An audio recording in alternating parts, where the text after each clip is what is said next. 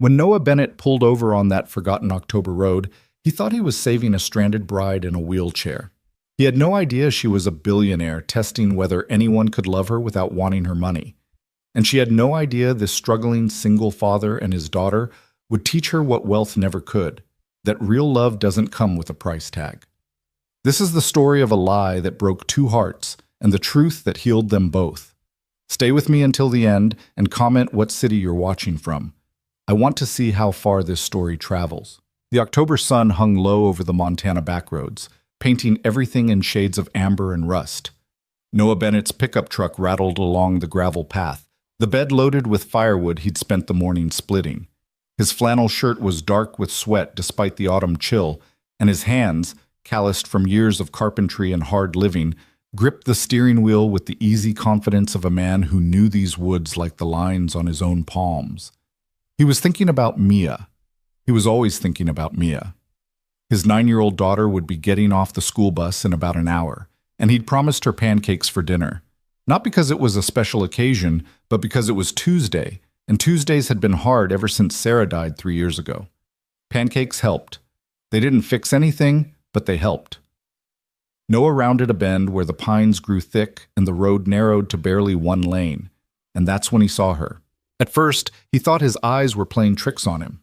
The image didn't make sense, didn't fit with the reality of this forgotten stretch of Montana wilderness, where the only traffic was usually deer and the occasional logging truck. A woman sat in the middle of the road, not standing, sitting, in a wheelchair, and she was wearing a wedding dress. The gown was torn at the hem, stained with mud, and what looked like grass stains, the once white fabric now a patchwork of dirt and damage. Her veil hung crooked from her hair, which had fallen loose from whatever style it had been in, dark waves tumbling over her shoulders.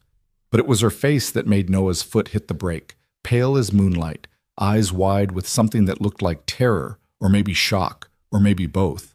The truck skidded slightly on the gravel before coming to a complete stop about 20 feet from where she sat. For a moment, neither of them moved. Noah's mind raced through possibilities, each more unlikely than the last. A prank? Some kind of photo shoot gone wrong? A movie production that hadn't bothered to get permits? But there were no cameras, no crew, no other vehicles. Just this woman, alone, in the middle of nowhere, looking like she'd crawled out of someone's worst nightmare about wedding days gone wrong. He put the truck in park and climbed out slowly, hands visible, the way you'd approach a frightened animal. "Ma'am?" His voice carried across the 20 feet between them, rough from the wood smoke that had been his constant companion all morning. "Are you hurt?" She looked up at him, and he saw her properly for the first time. She was young, maybe late 20s, early 30s, with features that would have been striking if they weren't currently arranged in an expression of absolute devastation. Her eyes were hazel, he noticed, green and gold and brown all at once, and they were filled with tears that she seemed to be fighting desperately not to shed. Her voice cracked. She tried again. "I can't. My phone is dead. My chair. Something's wrong with the wheel. It won't." She gestured helplessly at the wheelchair, and Noah saw that one of the front wheels was bent at an unnatural angle, the kind of damage that suggested a hard fall or a collision with something solid. He moved closer, his boots crunching on the gravel. "What happened? Where's your—" He almost said husband, but caught himself. The presence of a wedding dress didn't guarantee a wedding had actually happened. "Where's your people?" Something flickered across her face. Pain, anger, shame. He couldn't tell which. "Gone," she said simply. "They're all gone."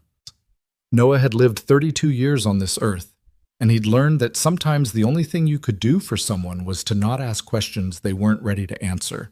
He'd learned that lesson the hard way, in hospital rooms and funeral homes and in the awful silence of his house after Sarah's family had finally stopped calling to check on him. So instead of pressing, he just nodded and walked the rest of the way to her wheelchair, kneeling down to examine the damaged wheel. It was definitely broken. The axle bent, the wheel itself cracked. This wasn't something that could be fixed with duct tape and good intentions. "This isn't going to roll anywhere," he said, looking up at her. "Do you have someone I can call? Someone who can come get you?"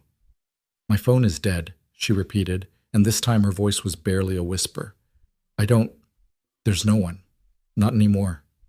The way she said it made Noah's chest tighten. He recognized that particular flavor of alone. It was the same one he'd tasted for months after Sarah's funeral, when everyone's casseroles had run out and their sympathy calls had dwindled, and he'd realized that being a widower with a 6-year-old daughter meant being fundamentally, terrifyingly alone in a way he'd never imagined possible. He made a decision. "Okay," he said, standing up and brushing gravel dust from his jeans. "My name's Noah Bennett. I live about 3 miles from here. I can take you there, let you charge your phone, call whoever you need to call, figure out what to do next." She stared at him like he'd just offered her the moon. You don't know me." "No, ma'am, I don't, but I know what it looks like when someone needs help, and you look like you need help." For a long moment, she just looked at him, those hazel eyes searching his face for something. Sincerity, maybe, or ulterior motives, or some sign that he was exactly the kind of person a woman alone in the woods should be afraid of. Whatever she was looking for, she must have found it, because finally she nodded. "Evelyn," she said quietly. "My name is Evelyn." "All right, Evelyn, let's get you out of the road before someone comes around that corner too fast and doesn't see you in time." He moved around behind her wheelchair and reached down to lift her, then paused. "Is it okay if can I carry you? I don't want to hurt you, or I can't walk," she said quickly, almost too quickly. "So yes, you'll have to carry me." Noah had carried plenty of things in his life. Lumber, furniture he was building, his daughter when she fell asleep watching movies on the couch. But there was something different about lifting another adult human being, something intimate and awkward and strangely vulnerable for both of them. Evelyn weighed almost nothing. That was his first thought as he slid one arm under her knees and the other behind her back, lifting her clear of the wheelchair. She was small, delicate, and despite the ruined wedding dress and the dirt smudged on her face, there was something refined about her, something that spoke of a life very different from his own. She stiffened when he lifted her, her arms coming up instinctively to wrap around his neck. He could feel her trembling, though whether from cold or fear or something else entirely, he couldn't say. "I've got you," he said, which seemed like an absurd thing to say to a complete stranger he was literally carrying away from the side of a road, but it was all he could think of. "Truck's right here." He carried her to the passenger side and managed to get the door open one-handed, settling her as gently as he could onto the bench seat. The wedding dress pooled around her like sea foam, layers of silk and tulle that probably cost more than his truck was worth. "The wheelchair," she said. "Should we? I'll throw it in the back. Might be able to fix that wheel, or at least get it good enough to use while you're figuring out your next step." He went back for the wheelchair, folding it with practiced efficiency. Sarah had a sister who used one after a car accident, and he'd gotten familiar with the mechanics during family gatherings, and hefted it into the truck bed alongside the firewood. When he climbed into the driver's seat, Evelyn was sitting very still, her hands folded in her lap, staring straight ahead through the windshield like she was trying to memorize the pattern of pine trees against the sky. Noah started the engine and eased the truck back onto the road, heading toward home. The cab was silent except for the rumble of the engine and the crunch of gravel under tires. He wanted to say something, to fill the awkward space between them, but he'd never been good at small talk. Sarah had been the talker in their marriage, the one who could strike up a conversation with anyone. Noah was better with his hands than his words. After about a mile, Evelyn spoke, her voice so quiet he almost didn't hear her over the engine. "Thank you." He glanced at her, then back at the road. "Nothing to thank me for. Anyone would have stopped." "No," she said, and there was something hard in her voice now, something bitter. "They wouldn't have." Noah didn't know what to say to that, so he said nothing. They drove in silence the rest of the way. The Bennett cabin sat at the end of a long driveway, surrounded by pine trees and the kind of quiet that city people always said they wanted until they actually experienced it. It was a modest place. Noah had built parts of it himself, adding a room here, a porch there, trying to make it feel like a home rather than just a house. The property had been in Sarah's family for generations, and when she died, it became his and Mia's, the only constant in a world that had shifted beneath their feet. Noah pulled up to the front of the house and killed the engine. Through the windshield, he could see the mess of tools on the porch. He'd been meaning to organize them for weeks, and the stack of lumber under a tarp that represented his next few furniture commissions. It wasn't much, but it was theirs. It's not fancy, he said, suddenly aware of how the cabin must look to someone wearing a wedding dress that probably cost more than he made in 6 months. But it's warm and dry, and the phone works. It's perfect, Evelyn said, and she sounded like she meant it. He came around to her side of the truck and lifted her again, this time carrying her up the 3 steps to the porch and shouldering open the front door. The interior of the cabin smelled like pine wood and the lavender oil Mia liked to put in the diffuser Sarah's mother had given them. It was clean, mostly. Noah had learned early on that a 9-year-old and a single dad could either have a spotless house or a sane household, not both. Living room straight ahead, he said, carrying her through the doorway. I'll put you on the couch, and then I'll get your wheelchair. The living room was small but comfortable, dominated by a stone fireplace that Noah had spent 3 months building the summer before Sarah got sick. A well-worn couch faced it, flanked by mismatched armchairs and a coffee table that bore the scars of countless homework sessions and craft projects. Photos lined the mantel, mostly of Mia at various ages, a few of Sarah, one of Noah's parents before they'd retired to Arizona. He settled Evelyn on the couch, arranging pillows behind her back the way he'd seen nurses do in the hospital. She winced slightly as she shifted position, and he noticed for the first time the bruises on her arms, deep purple marks that looked fresh. Did someone hurt you? The question came out harder than he'd intended, edged with something protective and angry. Evelyn looked down at the bruises, seeming surprised to see them there. No, I mean, yes, but not... It wasn't like that. I fell. When the chair tipped over, it's not... No one hit me, if that's what you're asking. Noah nodded, filing away the information but not quite believing it.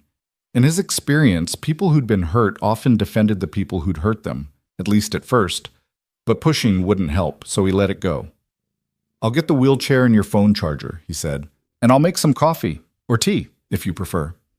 Coffee would be amazing, she said, and for the first time since he'd found her, she smiled. It was a small smile, tentative, but it transformed her face from tragic to something softer, more human.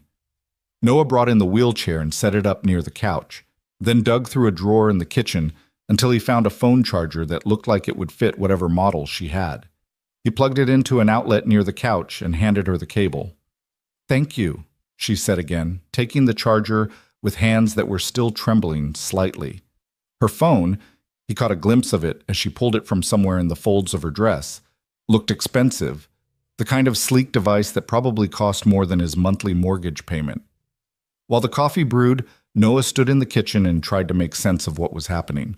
He'd found a woman in a wedding dress on a back road, brought her home, and now she was sitting on his couch like a ghost from someone else's life. It felt surreal, disconnected from the reality of his everyday existence of carpentry work and school pickup, and trying to raise a daughter who still cried sometimes at night for a mother who would never come back. The coffee maker beeped. He poured 2 cups, black for him, and he brought sugar and cream for her on a tray his mother-in-law had given them as a wedding present. The domesticity of it struck him as absurd. Here he was, serving coffee to a stranger in a torn wedding gown, as if this were somehow a normal Tuesday afternoon. When he returned to the living room, Evelyn had her phone on, staring at the screen with an expression he couldn't quite read. Not quite relief, not quite fear. Something in between. Messages, he asked, setting the tray on the coffee table. 17 missed calls, 32 texts, voicemails I haven't listened to yet. She locked the phone and set it down like it was something dangerous. I'm not ready to deal with any of that yet. Noah handed her a cup of coffee and settled into one of the armchairs, maintaining a respectful distance. Do you want to talk about what happened? She wrapped both hands around the mug, staring into it like it might contain answers. I don't know if I can. Not because it's too painful, but because saying it out loud will make it real, and I'm not sure I'm ready for it to be real yet. That's all right. You don't owe me explanations. You pulled over for a stranger and brought her into your home, Evelyn said, looking up at him. I think I owe you at least some explanation. Only if you want to give it. She took a sip of coffee, black, he noticed, ignoring the sugar and cream, and seemed to be gathering herself, preparing to tell a story she didn't want to tell. I was supposed to get married today, she said finally. Obviously, she gestured at the dress with a bitter little laugh. To a man named Marcus Rothschild, We'd been together for 2 years. He was charming, successful, said all the right things. Everyone approved, my family, my friends, my business associates. He was perfect on paper. Noah waited, sensing there was more. And then yesterday I told him I'd lost everything. My inheritance, my trust fund, my assets, all gone because of bad investments and worse decisions. It was a lie, but I wanted to know. I needed to know if he loved me, or if he loved what I could give him. She laughed again, sharp and hurt. Turns out it was definitely the latter. He left you? Worse. He laughed. He actually laughed, like it was the funniest thing he'd ever heard. And then he said, her voice cracked, and she had to stop, swallow, try again. He said I must think he was an idiot to marry someone with nothing to offer, that I was damaged goods now, and he wasn't running a charity. Noah felt anger rise in his chest, hot and sudden. He'd never met Marcus Rothschild, would probably never meet him, but in that moment he hated him with the kind of pure, uncomplicated hatred he usually reserved for people who hurt children or animals. So this morning I got in my wheelchair. I've been using one since a car accident 2 years ago, though I've been regaining some function, and I drove away from the venue. Just drove. I didn't have a plan. I just needed to be anywhere but there. She looked around the cabin, at the photos on the mantel, the worn furniture, the life Noah had built from the ruins of his own grief. And then the chair broke, and you found me, and here we are. Here we are, Noah echoed. They sat in silence for a moment, the weight of her story settling between them. Outside, Noah could hear the wind picking up, rustling through the pines. It would rain soon. He could smell it in the air, that particular combination of ozone and earth that always preceded a Montana storm. My daughter will be home in about 20 minutes, Noah said, glancing at the clock on the wall. Mia, she's 9. Smart as hell, talks a mile a minute, and she's going to have about 1,000 questions when she sees you. Evelyn's eyes widened slightly. I should go. I should call someone, get out of your hair before... Where are you going to go? Noah asked gently. You just said you drove away from your wedding. Do you have somewhere to stay? Someone who isn't going to make you explain everything right now? She looked down at her coffee, and he could see her considering, weighing options that probably all felt equally terrible. No, she admitted finally. Not really. Then stay, Noah said, surprising himself with the offer. At least for tonight. There's a guest room. It's small, but it's clean. We'll figure out the rest tomorrow. You don't know me, Evelyn said, echoing what she'd said on the road. I could be anyone. I could be dangerous. Noah smiled at that, a real smile that crinkled the corners of his eyes. Lady, you were stranded in a wheelchair in a wedding dress in the middle of nowhere. If you're dangerous, you're doing a really bad job of showing it. Despite everything, Evelyn laughed. A real laugh this time, not bitter or broken, just genuinely amused. Fair point. Besides, Noah said, standing up to refill his coffee, I'm a pretty good judge of character. Comes from years of working with clients who try to describe what they want for custom furniture when they don't actually know what they want. You learn to read people. And what do you read from me? He considered the question seriously, studying her. The expensive dress that was now ruined, the carefully maintained posture despite obvious exhaustion, the way she held herself like someone who was used to being in control but had suddenly lost all of it. I think you're someone who's been hurt badly by someone you trusted, he said slowly. I think you're tougher than you look right now, and I think you're probably not used to accepting help from strangers, which makes it hard for you to be sitting here letting me help you. Evelyn stared at him, something shifting in her expression. That's remarkably accurate. Like I said, good judge of character. The sound of a school bus rumbling down the road made them both look toward the door. Noah set down his coffee and stood. That'll be Mia. Fair warning, she's going to be very excited about this. She doesn't see new people very often out here. Should I? Is there a story I should tell her? About who I am? Noah paused, considering. How about we just stick with the truth, or as much of it as you're comfortable sharing? I don't like lying to my daughter unless it's about Santa Claus or the Tooth Fairy. Evelyn nodded, but he could see tension in her shoulders, the way she was bracing herself for whatever came next. The school bus's air brakes hissed, and Noah heard Mia's feet hit the gravel driveway, She always jumped from the bottom step rather than walking down properly, no matter how many times he told her to be careful. The front door burst open seconds later. "Dad! Dad, you won't believe what happened at school today. Connor Michaels brought a snake for show and tell, but it got loose, and Mrs. Henderson screamed and—" Mia stopped dead in her tracks, her backpack sliding off one shoulder, staring at Evelyn on the couch. For a moment, no one spoke. Mia was small for 9, with her mother's dark curls and Noah's gray eyes and a smattering of freckles across her nose. She wore jeans with dirt on the knees and a t-shirt featuring a cartoon dinosaur wearing sunglasses. She looked from Evelyn to Noah and back again, her mouth forming a perfect O of surprise. "Is that a princess?" she whispered. Noah bit back a laugh. "Mia, this is Evelyn. She had some trouble on the road, so she's going to stay with us for a little while. Evelyn, this is my daughter, Mia." Mia approached slowly, the way she approached the deer that sometimes came into their yard, carefully, like any sudden movement might make them bolt. "Are you okay?" she asked Evelyn, her voice full of a child's uncomplicated concern. "Your dress is all torn." "I'm okay now," Evelyn said, and Noah heard her voice soften, becoming gentler. "Your dad found me and helped me. He's very kind." "He's the best dad in the whole world," Mia said matter-of-factly, dropping her backpack on the floor. "Are you really a princess? You look like a princess. Or maybe a queen." "Are you a queen?" "Mia," Noah said, a gentle warning in his voice. But Evelyn was smiling, a real smile this time, not the careful, guarded one she'd given Noah. "No, not a princess or a queen, just a person who had a very bad day who your dad was nice enough to help." "Why are you in a wheelchair? Did you hurt your legs?" "Mia," Noah said again, more firmly this time. "That's personal. We don't ask people about stuff like that." "It's okay," Evelyn said. "I was in a car accident a while ago. My legs don't work as well as they used to." It was impressive, Noah thought, how smoothly she'd delivered that lie. Because it was a lie, or at least not the whole truth. He'd felt her stiffen when he'd lifted her, the way muscles tense that shouldn't tense if they weren't working. But he didn't call her on it. Everyone had their secrets, their reasons for not telling the whole truth. God knew he had his own. "That's sad," Mia said seriously. "But I'm glad Dad found you. Are you hungry? Dad promised pancakes for dinner, and he makes the best pancakes ever. He puts chocolate chips in them sometimes." "I couldn't impose us," Evelyn started, but Mia was already shaking her head.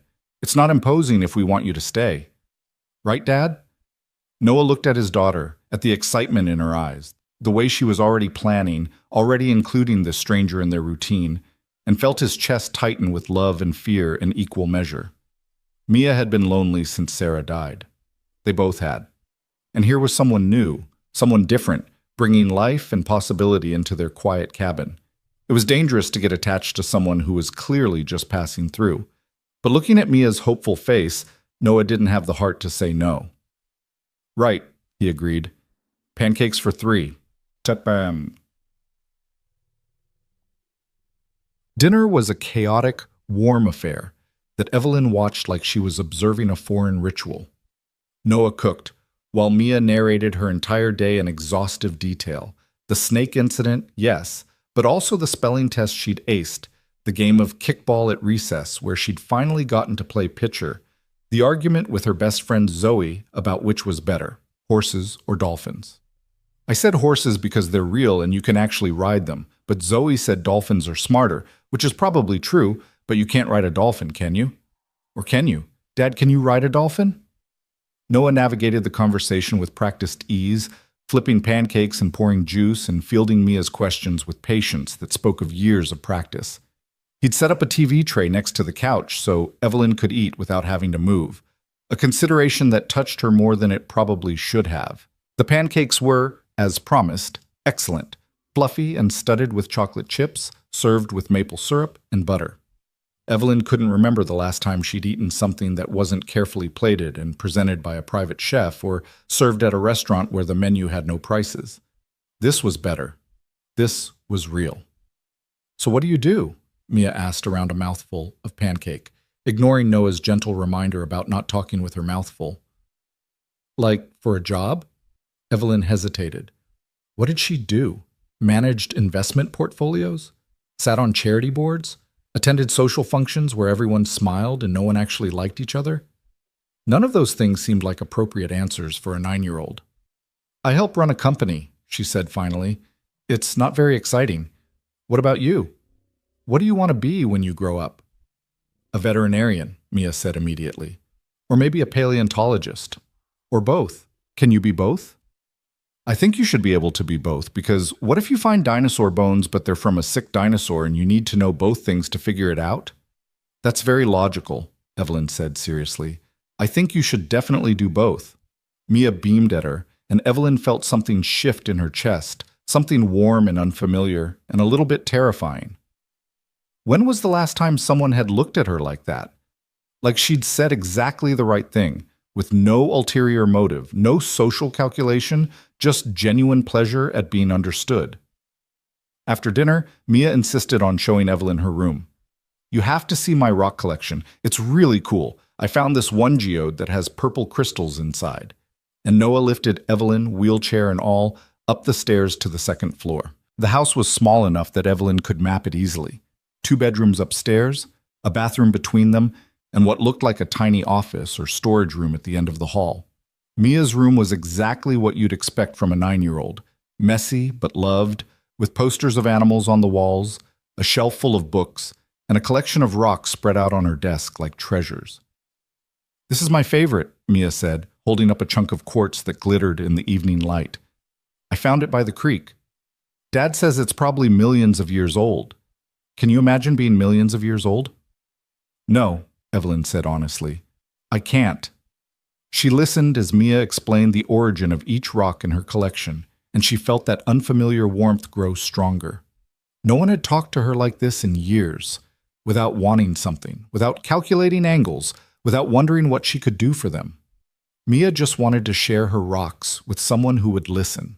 When Mia finally wound down, and this one I don't know what it is, but it's really smooth and Dad says I can look it up at the library next time we go. Noah appeared in the doorway. Bedtime soon, kiddo. You've got school tomorrow. But Dad! No buts. Say goodnight to Evelyn. Mia turned to Evelyn, suddenly shy. Will you still be here tomorrow? Evelyn looked at Noah, who gave a small, encouraging nod. I think so, she said. If that's okay with your dad. It's very okay! Mia threw her arms around Evelyn in an impulsive hug that made Evelyn freeze, not quite sure how to respond. When was the last time someone had hugged her without it being a social obligation?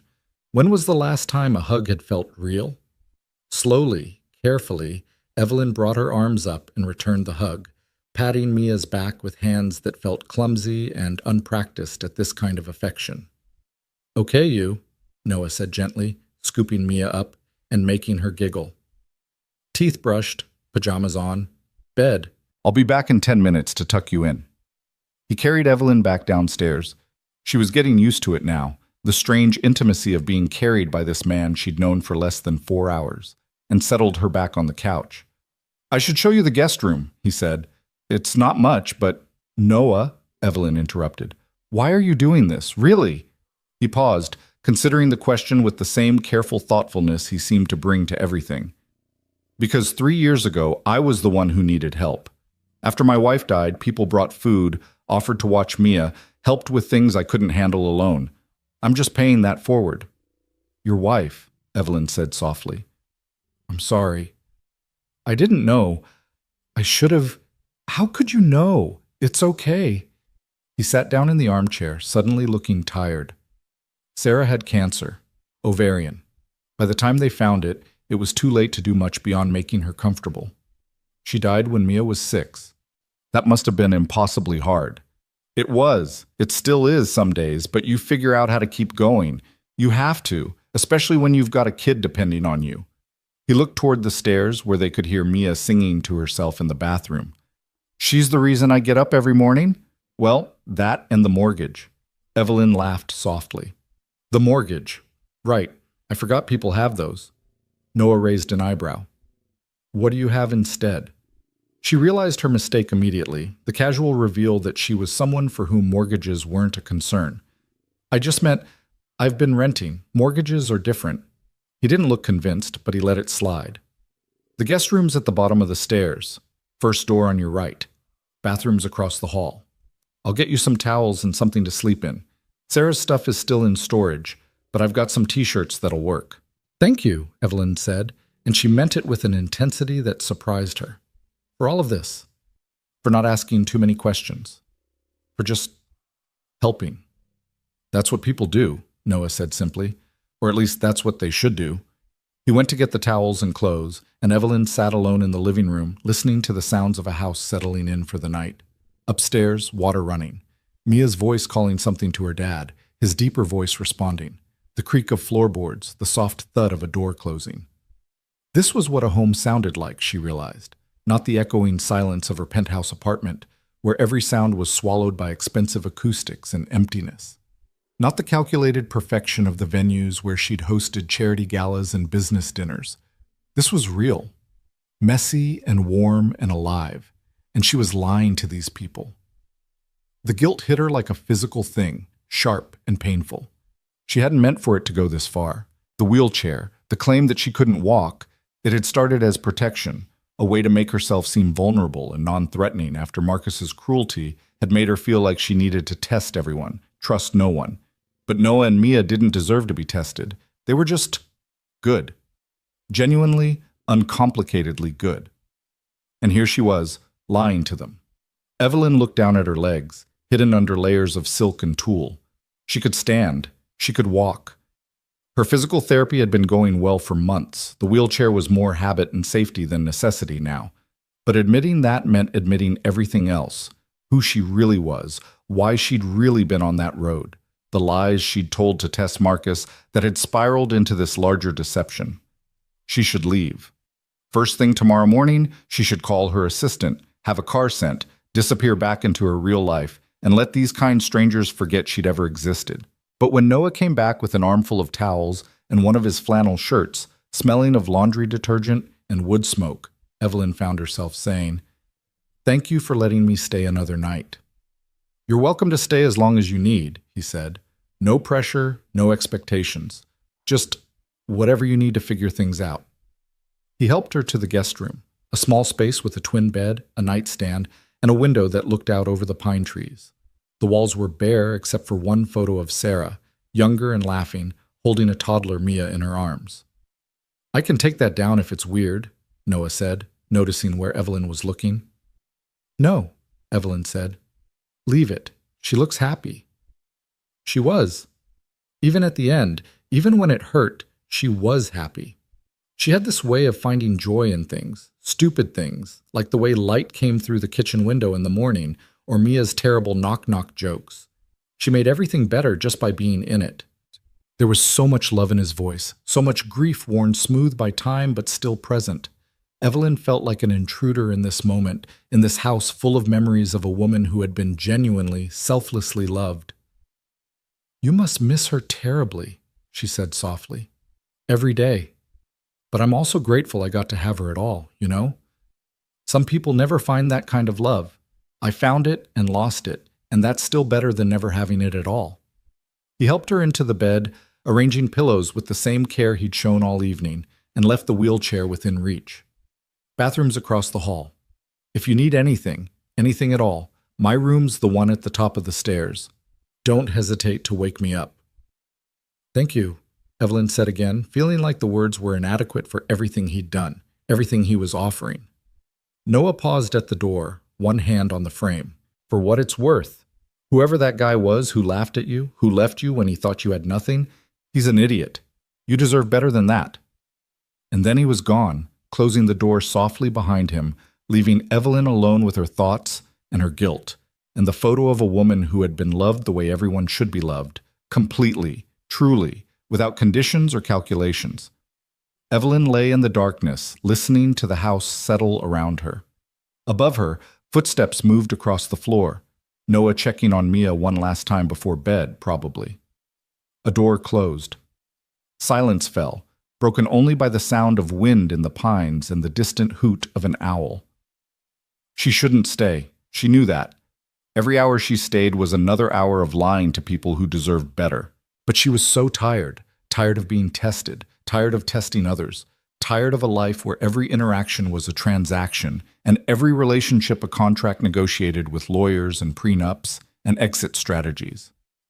Just one more day, Evelyn told herself as she drifted toward sleep in a twin bed in a stranger's guest room, wearing a flannel shirt that smelled like someone else's life.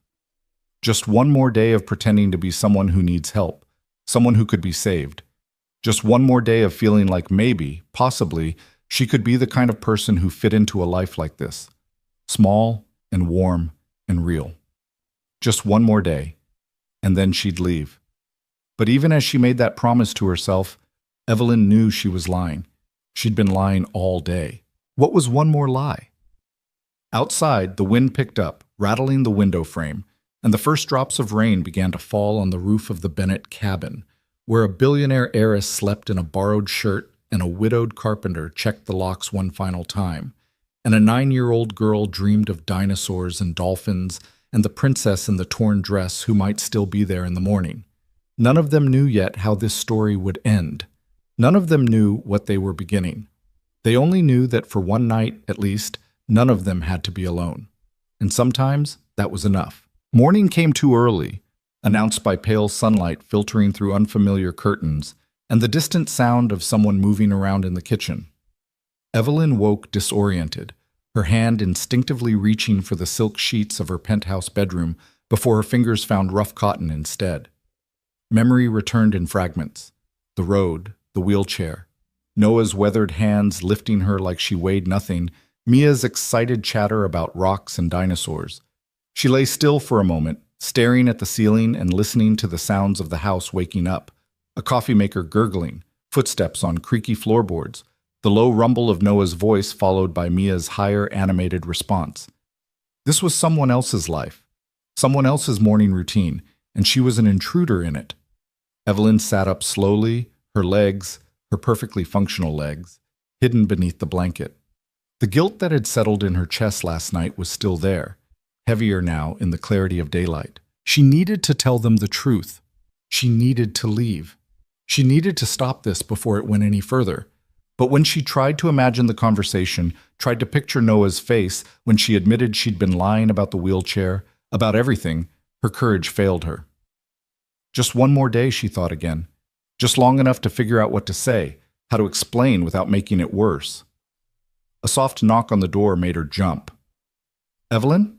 Noah's voice, careful and quiet. "You awake? I've got coffee if you want some." "I'm awake," she called back. "Coffee sounds perfect." The door opened and Noah appeared, carrying 2 mugs and looking like he'd been up for hours. His hair was damp from a shower and he wore clean jeans and a Henley shirt with the sleeves pushed up to his elbows. There was sawdust on his boots. "Mia's getting ready for school," he said, setting one of the mugs on the nightstand. "I made oatmeal, if you're hungry. Or there's eggs, or both. I'm not great at cooking, but I can handle breakfast basics." "Oatmeal is fine, thank you." Evelyn took the coffee, wrapping her hands around the warmth of the ceramic. "You didn't have to. I mean, you've already done so much." "It's oatmeal, not a kidney transplant." He smiled, easy and genuine. "Besides, Mia's already talking about showing you her comic book collection after school. I think you made a friend." Something in Evelyn's chest twisted at that. The casual way he said it, like friendship was something simple and uncomplicated instead of the careful negotiation it had always been in her world. "She's a wonderful kid. You've done an amazing job with her." "I do my best. Some days that's enough, some days it isn't." He leaned against the doorframe, comfortable in his own space in a way that made Evelyn envious. "I've got to drive her to the bus stop in about 20 minutes. Will you be okay here alone for a bit? I'll only be gone 10 minutes or so." "Of course, I'll be fine." But after he left, after she heard Mia's excited goodbye and the truck rumbling down the driveway, Evelyn found herself alone in the silent house, and the weight of her deception became unbearable. She looked at the wheelchair beside the bed, looked at her legs under the blanket, and made a decision. Slowly, carefully, Evelyn swung her legs over the side of the bed. Her feet touched the cool wooden floor.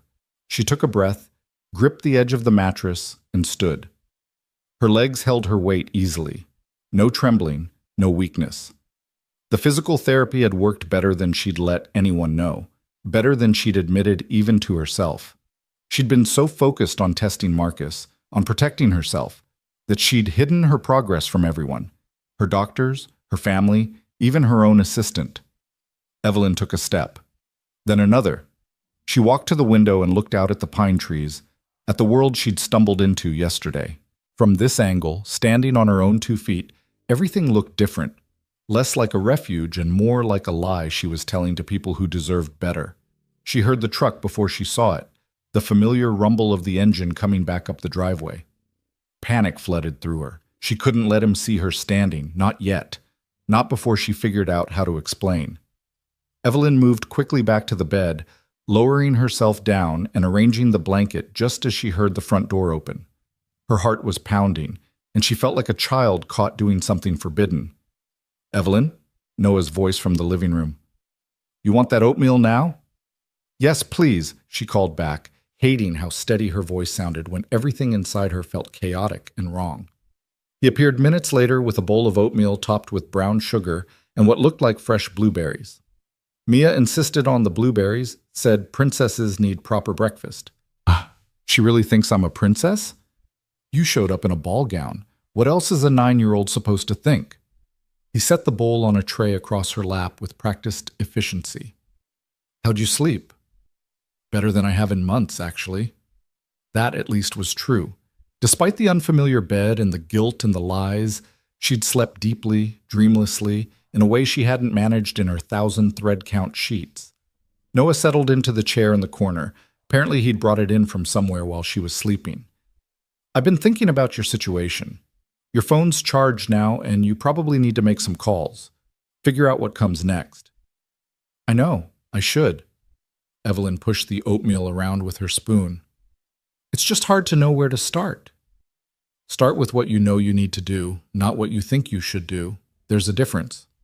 She looked up at him, struck by the quiet wisdom in that statement. Is that from experience? Yeah.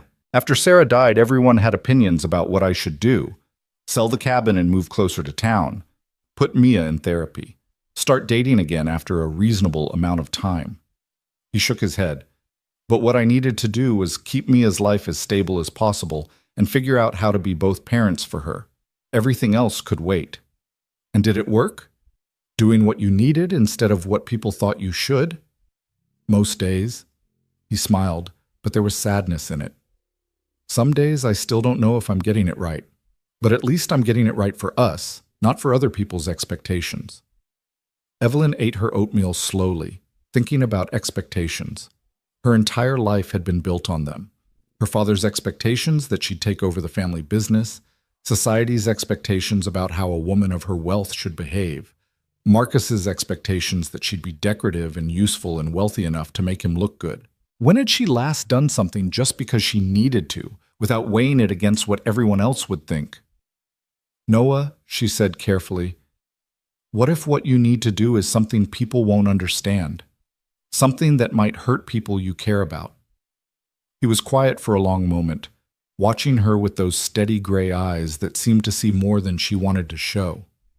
Then you do it anyway, but you try to hurt them as little as possible, and you tell the truth, even when it's hard, especially when it's hard. The truth. Right.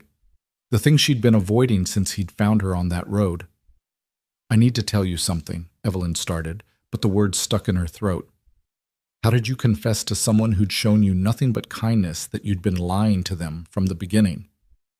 Before she could force the words out, Noah's phone buzzed. He glanced at it and grimaced. I'm sorry, I have to take this. It's a client. I'm building them a dining table and they keep changing their mind about the wood stain. He stood, already moving toward the door. We can talk more when I'm done. Of course. And just like that, her moment of courage passed. Evelyn finished her oatmeal alone, listening to Noah's patient voice from the other room explaining the difference between walnut and cherry finishes to someone who clearly had no idea what they actually wanted. The morning stretched into afternoon. Noah had work to do in his shop, the converted garage where he built furniture, and Evelyn found herself alone with her thoughts and her phone, which she'd been avoiding like it might explode. She finally forced herself to look at it. The texts were mostly from her assistant, Patricia, escalating from concerned to frantic. The voicemails were worse. Her father's angry demands to know where she was, business partners worried about missed meetings, and one message from Marcus that she deleted without listening to. She should call Patricia, should let someone know she was safe. But the moment she made contact with her old life, this interlude, this strange, unexpected pause, would be over. She'd have to go back to being Evelyn Grace, billionaire heiress, instead of just Evelyn, the woman Noah had helped. A text came through as she was staring at the screen. Patricia, if I don't hear from you in the next hour, I'm calling the police. I don't care if you're mad about the wedding. People are worried. Evelyn typed back quickly. I'm safe. Needed some time alone. Don't call police. We'll explain soon. The response was immediate. Thank God, your father is losing his mind. Where are you? Somewhere quiet. I'll call you tomorrow. She turned off the phone before Patricia could respond, feeling like a coward and not caring. Tomorrow she'd deal with everything. Tomorrow she'd tell Noah the truth and leave and go back to her real life. Today, she just wanted to pretend a little longer that she was someone else. The sound of power tools drifted in from the garage. A saw, maybe, or a sander. Evelyn wheeled herself to the living room window and looked out toward the converted garage where Noah worked. The door was open, and she could see him bent over a workbench, completely focused on whatever he was building. There was something beautiful about watching someone work at something they were good at, something they loved. His movements were confident, precise, the movements of a craftsman who knew his materials. The morning sun caught the sawdust in the air, making it glitter like gold. Evelyn watched, transfixed, as Noah ran his hand along a piece of wood, checking for smoothness, then picked up another tool and went back to work. He looked peaceful, content, like this was exactly where he was supposed to be. When was the last time she'd felt like that? Like she was doing exactly what she was supposed to be doing, exactly where she was supposed to be? She couldn't remember. Hours passed. Noah came in for lunch, sandwiches that he made quickly, efficiently, eating while standing at the counter because he was in the middle of something and didn't want to lose his momentum. Evelyn ate at the kitchen table, not because she couldn't move to the counter, but because maintaining the wheelchair fiction was becoming second nature, and that scared her more than anything. You're building something big, she observed, watching him wolf down his sandwich. Dining table for a family in town, 8-seater, oak with a live edge. They want it to look rustic but refined, which is harder than it sounds. He grinned. Refined is easy. Rustic is easy. Both at the same time means every cut matters. How long have you been doing this, building furniture? Professionally? About 5 years. Sarah and I used to refinish thrift store furniture as a hobby, and after she died, I needed something to do with my hands that wasn't punching walls. Turns out, I'm pretty good at it. He finished his sandwich and washed his hands. You want to see? The shop, if you're bored. Evelyn should have said no, should have maintained distance, kept the boundaries clear. Instead, she said, I'd love to. Noah lifted her. She was getting too comfortable with this, with his arms around her, with the casual strength of him, and carried her out to the garage. It smelled like wood and varnish and sawdust, a smell that was becoming associated in her mind with safety and stability. The garage had been completely transformed into a workshop. Tools hung on pegboards with the kind of organization that spoke of a mind that needed order. Half-finished projects occupied various workbenches, a rocking chair missing its rockers, a bookshelf waiting for stain, and in the center of the space, the dining table Noah had mentioned. He set her down carefully, positioning the wheelchair so she could see the table properly. It's not finished yet, still needs sanding and stain and about 3 coats of polyurethane, but you can see the bones of it. Evelyn reached out and ran her fingers along the edge of the table. The wood was smooth but alive somehow, the grain telling a story of seasons and growth and time. It's beautiful. Oak is forgiving, it's strong but takes detail well. Noah moved to the other side of the table, pointing out joinery she wouldn't have noticed otherwise. See these joints? Mortise and tenon, no screws. They'll hold for generations if they're done right. You really love this, Evelyn said, watching his face as he talked about wood grain and joinery techniques with more passion than she'd heard anyone discuss anything in years. I do. It's honest work, you know? You put in the effort, you get results. You cut a corner, the piece falls apart. There's something satisfying about that kind of direct cause and effect. He looked up at her. What about you? Do you love what you do? Running a company, you said. Evelyn hesitated. The truth was complicated. She'd inherited a company she hadn't asked for, spent years learning to run it competently, and had never quite figured out if she loved it or just felt obligated to it. It's complicated. That's not a no, but it's not a yes either. No, it's not. She looked at the table, at the evidence of work done with care and attention. I think I'm good at what I do, but I'm not sure I love it. Maybe I never did. Maybe I just learned to be good at it because that's what was expected. Noah came around the table and leaned against the workbench beside her, arms crossed. That's a hard way to live, doing what you're supposed to instead of what you want, says the man who became both parents to his daughter because that's what he was supposed to do. That's different. I wanted to be there for Mia. The circumstances were awful, but the choice was easy. He was quiet for a moment. But yeah, I see your point. Sometimes what we're supposed to do and what we want to do line up, and sometimes they don't, and that's when life gets complicated. Very complicated, Evelyn agreed softly. They stayed in the shop for another hour. Noah worked while Evelyn watched, and they talked about small things. Mia's obsession with rocks, the deer that came through the property, the winter that was coming and how harsh Montana winters could be. Safe topics, easy topics. Nothing about who Evelyn really was or why she was really there, or the lies that were piling up between them like cordwood. When the school bus rumbled past, Noah checked his watch. That's my cue. Mia will be home in 5 minutes, and if I'm not there to hear about her day immediately, she holds it against me for hours. He carried Evelyn back to the house, settling her on the couch just as they heard Mia's feet hit the gravel driveway. The front door burst open. Dad, Evelyn, you won't believe— Oh, good, you're both here. Mia dropped her backpack and launched into a detailed explanation of the science experiment they'd done in class, involving vinegar and baking soda and a volcano that had erupted all over Connor Michael's desk, which was funny because he was the one with the snake yesterday, and maybe this was karma. Evelyn found herself laughing, really laughing, at Mia's animated retelling. The kid had timing, pausing for effect in all the right places, her hands gesturing wildly to illustrate the explosion of fake lava. And Mrs. Henderson said, wait for it, she said, Connor, perhaps you should pursue a career that doesn't involve animals or volcanoes. Mia collapsed in giggles. Everyone laughed so hard that Timothy snorted milk out of his nose. That's disgusting, Noah said, but he was smiling. It was hilarious, Mia corrected. She turned to Evelyn. Did you have a good day? Did Dad show you his workshop? He makes the most beautiful stuff. One time he made me a dollhouse that was so perfect I didn't want to play with it because I might mess it up. I saw the workshop. Your dad is very talented. The most talented, Mia agreed loyally. Then, with the sudden subject change that was apparently her specialty, do you like hot chocolate?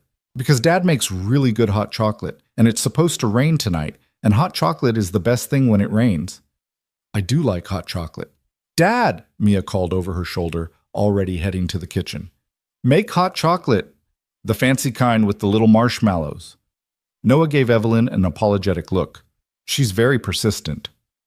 She's wonderful, Evelyn said, and meant it with her whole heart. The afternoon dissolved into the kind of domestic comfort that Evelyn had seen in movies but never experienced. Noah made hot chocolate, the fancy kind with real cocoa and vanilla and tiny marshmallows that Mia insisted on counting to make sure everyone got the same amount. They sat around the living room while rain started pattering against the windows, and Mia showed Evelyn her comic book collection, explaining the intricate plot of each one with serious dedication. This one is my favorite, Mia said, holding up a dog-eared issue of something featuring a girl with superpowers. Because she doesn't know she has powers at first, and then when she finds out, she has to decide if she wants to use them or just be normal. And I think that's hard, you know, because once you know you can do something special, can you really just pretend you can't? Evelyn stared at the comic book, at the girl on the cover who looked torn between two worlds. No, she said slowly. I don't think you can. Once you know, you can't unknow it. Exactly. Mia was pleased to be understood. So she has to be brave and use her powers even though it's scary and people might not like her anymore. That is brave, Evelyn agreed, feeling like the conversation had veered into territory that was hitting too close to home. Dinner was spaghetti. Noah apologized for the simplicity, but Mia declared it was her favorite meal in the whole world, so Evelyn assured him it was perfect. And it was perfect, in its own way. The sauce was from a jar and the garlic bread was frozen, but they ate together at the kitchen table with Mia chattering between bites, and Noah occasionally interjecting with gentle corrections about talking with her mouth full. This was what family felt like, Evelyn realized. Not the formal dinners of her childhood, where conversation was carefully moderated and every topic had to be appropriate for business discussion.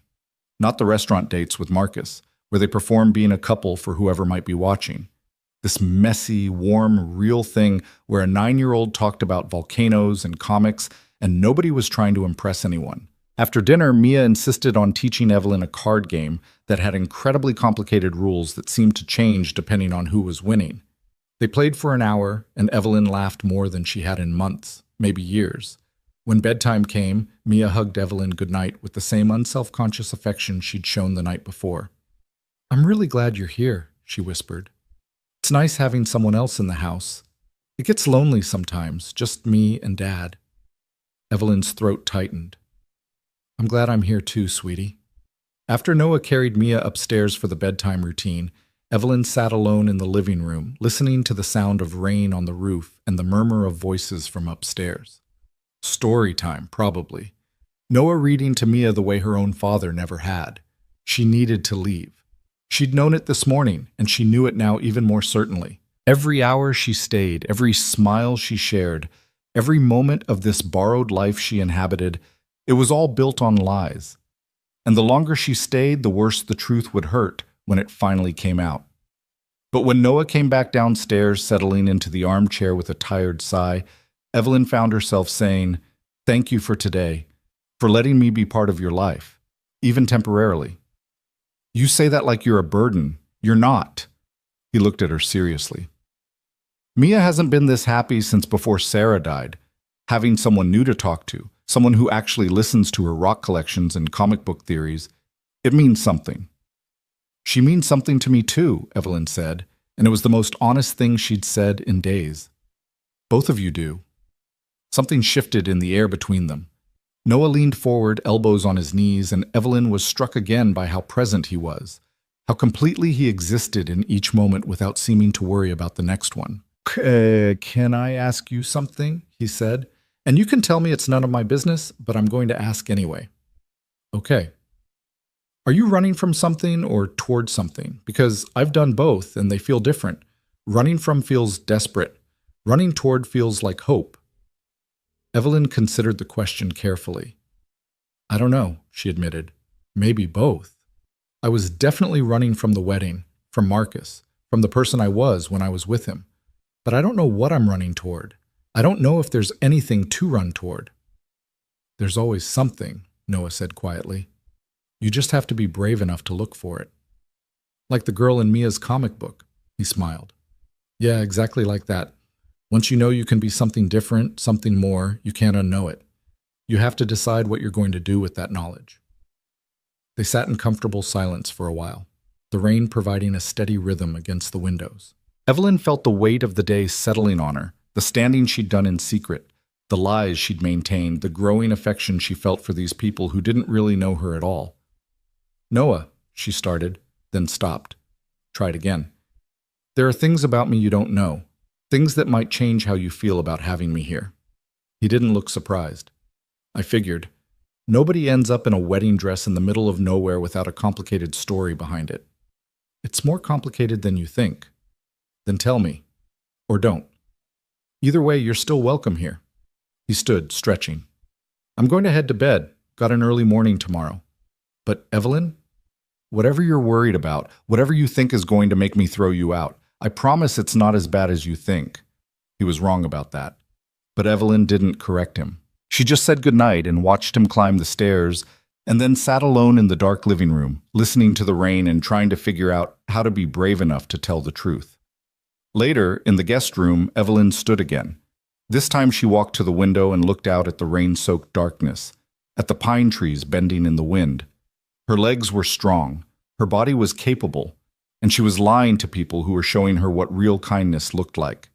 She made it back to the bed just before Noah's footsteps creaked across the floor above her, checking on Mia one last time before settling in for the night. The house went quiet except for the rain. Evelyn lay in the darkness and made plans. Tomorrow she would tell Noah the truth about the wheelchair. Not all of it, not yet, but enough. She'd admit she'd been regaining function, that she'd let him believe she was more helpless than she was. And then she'd leave before she did any more damage to this family that had been kind enough to take her in. Tomorrow. She'd be brave tomorrow. But when tomorrow came, it brought complications she hadn't anticipated, and her careful plans dissolved like morning mist. The next day started normally enough.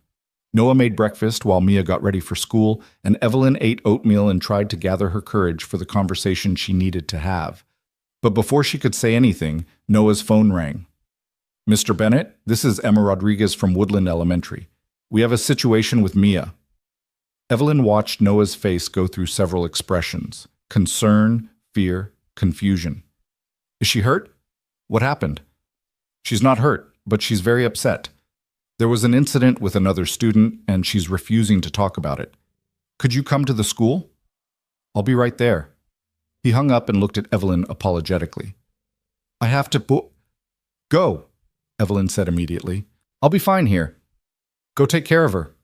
He left in a rush, and Evelyn was alone in the house for the first time since she'd arrived. She should have felt relieved, a chance to move freely, to stretch her legs, to be herself without the performance. Instead, she felt anxious, worried about Mia, worried about what could have upset a normally cheerful 9-year-old enough to require a parent pickup. An hour passed, then 2. Evelyn tried to distract herself with her phone, but the messages from her old life just made her feel worse. Patricia demanding to know when she was coming back. Her father's terse texts about responsibilities and obligations. Nothing from Marcus, which was somehow worse than if he'd tried to apologize. When Noah's truck finally pulled up, Evelyn wheeled herself to the window and watched him help Mia out. The girl's face was blotchy from crying, her usual bounce completely gone. They came inside quietly, and Noah gave Evelyn a look that said they'd talk later. "Mia, honey, why don't you go wash your face and change into comfortable clothes? I'll make you some lunch." Mia nodded silently and trudged upstairs. Noah waited until her door closed before sinking onto the couch with a heavy sigh. "What happened?" Evelyn asked gently. "Connor Michaels told everyone that Mia's mom died because she didn't have enough money for good doctors." Which is bullshit, obviously, but some of the other kids started asking questions, and Mia got upset and wouldn't tell the teacher what was wrong. His jaw was tight. Sarah had the best care possible. It just wasn't enough. Cancer doesn't care how much money you have. Evelyn's heart broke for him, for Mia, for the casual cruelty of children who didn't understand what their words could do. "I'm so sorry. It's not your fault." He rubbed his face with both hands. I thought we were past this. It's been 3 years. I thought the kids had stopped talking about it. Kids are cruel sometimes, even when they don't mean to be." "Yeah," Noah stood up. "I should make Mia something to eat. She didn't have lunch." "Let me help," Evelyn said without thinking. Noah looked at the wheelchair, then at her, clearly trying to figure out how she could help from a seated position. And Evelyn realized this was it, her moment to either confess or dig the lie deeper. She chose confession. "Noah, I need to tell you something." She took a deep breath. "I can walk." He stared at her. "What?" "I can walk. I've been in physical therapy and I've regained most of my function. The wheelchair it was supposed to be temporary for when I got tired, but I've been using it as a crutch. Emotionally, I mean. And I let you think I was more disabled than I am because I was scared, and I didn't know how to tell you the truth once I'd already let you believe it." The silence stretched between them, heavy and uncomfortable. Noah's expression was unreadable.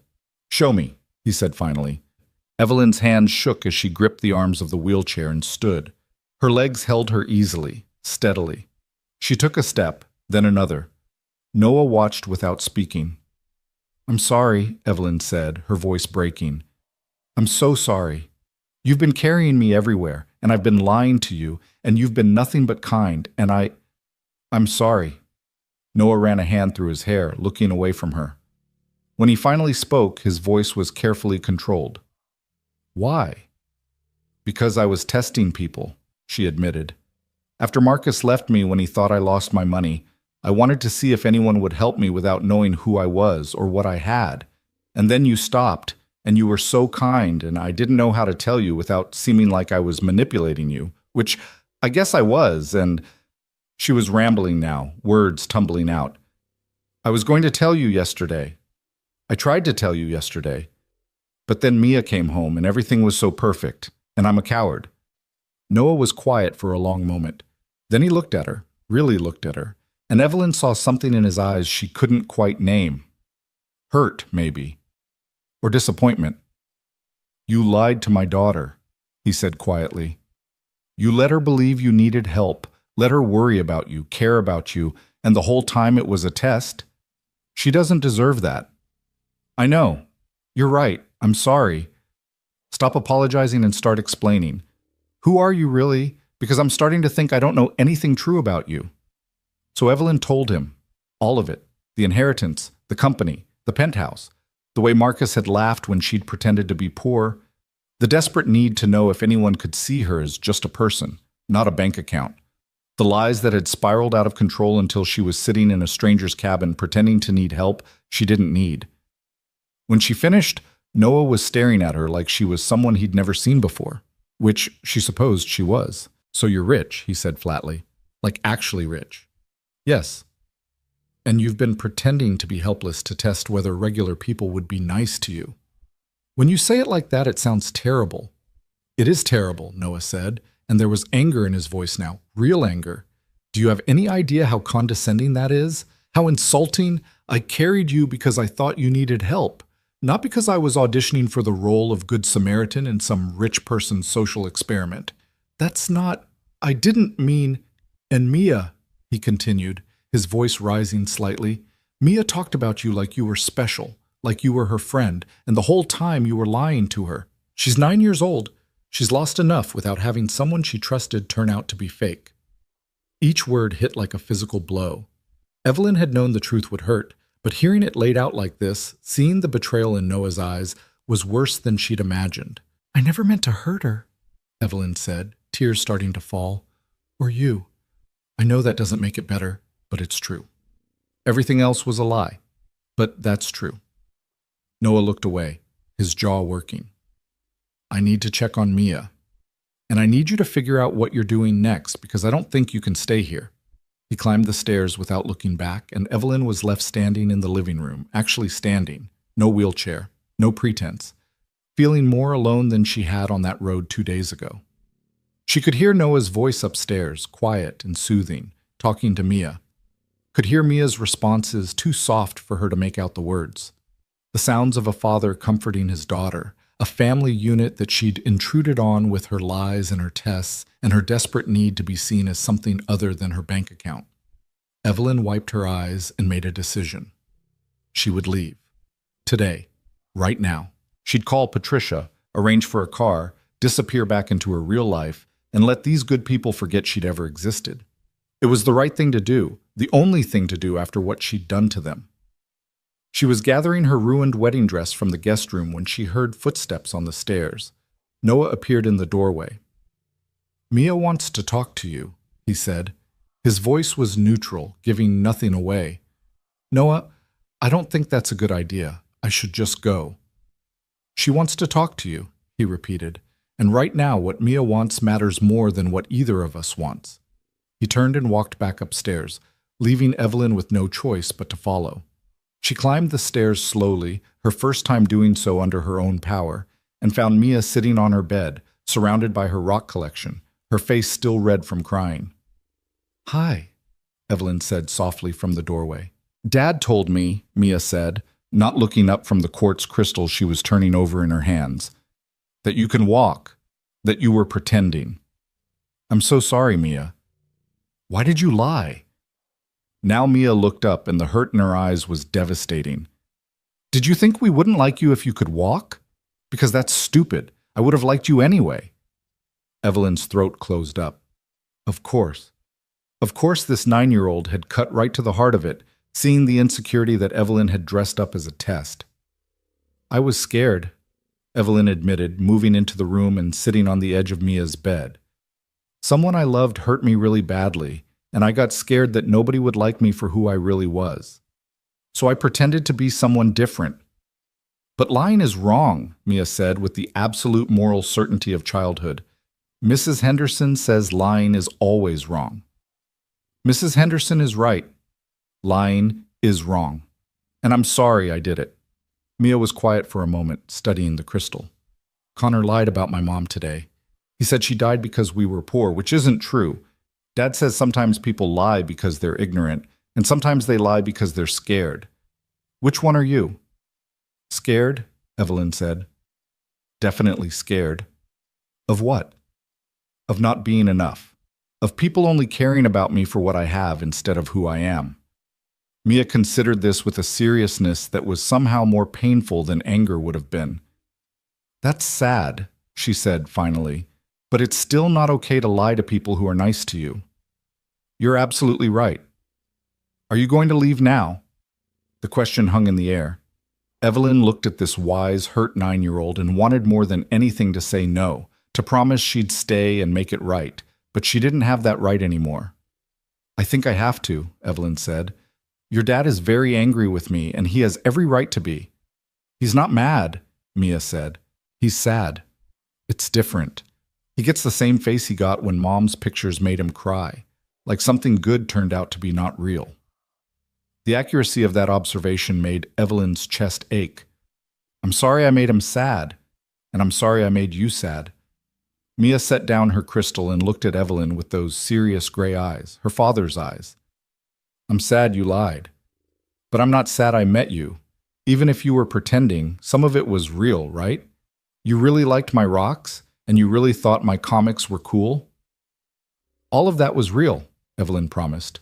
The only thing that wasn't real was the wheelchair. Everything else, how much I liked spending time with you, how much I admired your dad, how much this place felt like home. All of that was completely real. Mia nodded slowly, processing this. Then she did something unexpected. She hugged Evelyn. I hope you stop being scared, she whispered, because you're really nice when you're not pretending. Evelyn hugged her back, tears falling freely now. Thank you, Mia. You're one of the bravest people I've ever met. When Mia finally let go, she picked up her favorite geode, the one with purple crystals inside. You should take this, she said, holding it out. Oh, honey, I can't take your favorite rock. It's a gift. Mrs. Henderson says gifts mean you care about someone even when you're mad at them. Mia pressed the geode into Evelyn's hands. So you remember that some things are beautiful on the inside even when they don't look perfect on the outside. The metaphor wasn't subtle, but it broke Evelyn's heart anyway. She closed her fingers around the geode, feeling its weight, its solidity. I'll treasure it, she promised. Noah was waiting at the bottom of the stairs. He'd heard everything. The house was small enough that privacy was relative. His expression was softer now, but still guarded. She's a remarkable kid, Evelyn said. She is. Noah's voice was tired. Look, about what I said earlier. You were right, about everything. I was angry. I'm still angry, honestly. But Mia's right too. Some of it was real, wasn't it? Evelyn met his eyes, willing him to see the truth in hers. All of it was real. The way I felt here, with you and Mia. That was the most real thing I've experienced in years. The wheelchair was a lie, but everything else was true. That's going to have to be enough then, Noah said, because I don't know how to trust you right now, and I need to protect my daughter. I understand. I'll call my assistant and arrange for a car. I'll be out of your way within the hour. She expected relief on his face. Instead, she saw something that looked like regret. But he didn't tell her to stay, and she didn't ask if she could. Evelyn made the call to Patricia, who was simultaneously relieved, furious, and already making arrangements. A car will be there in 2 hours, Patricia said crisply, and we need to talk about everything. I know. She packed quickly. There wasn't much to pack. The wedding dress, carefully folded despite its ruined state. Noah's flannel shirt, which she started to take before realizing that would be weird, and leaving it folded on the bed instead.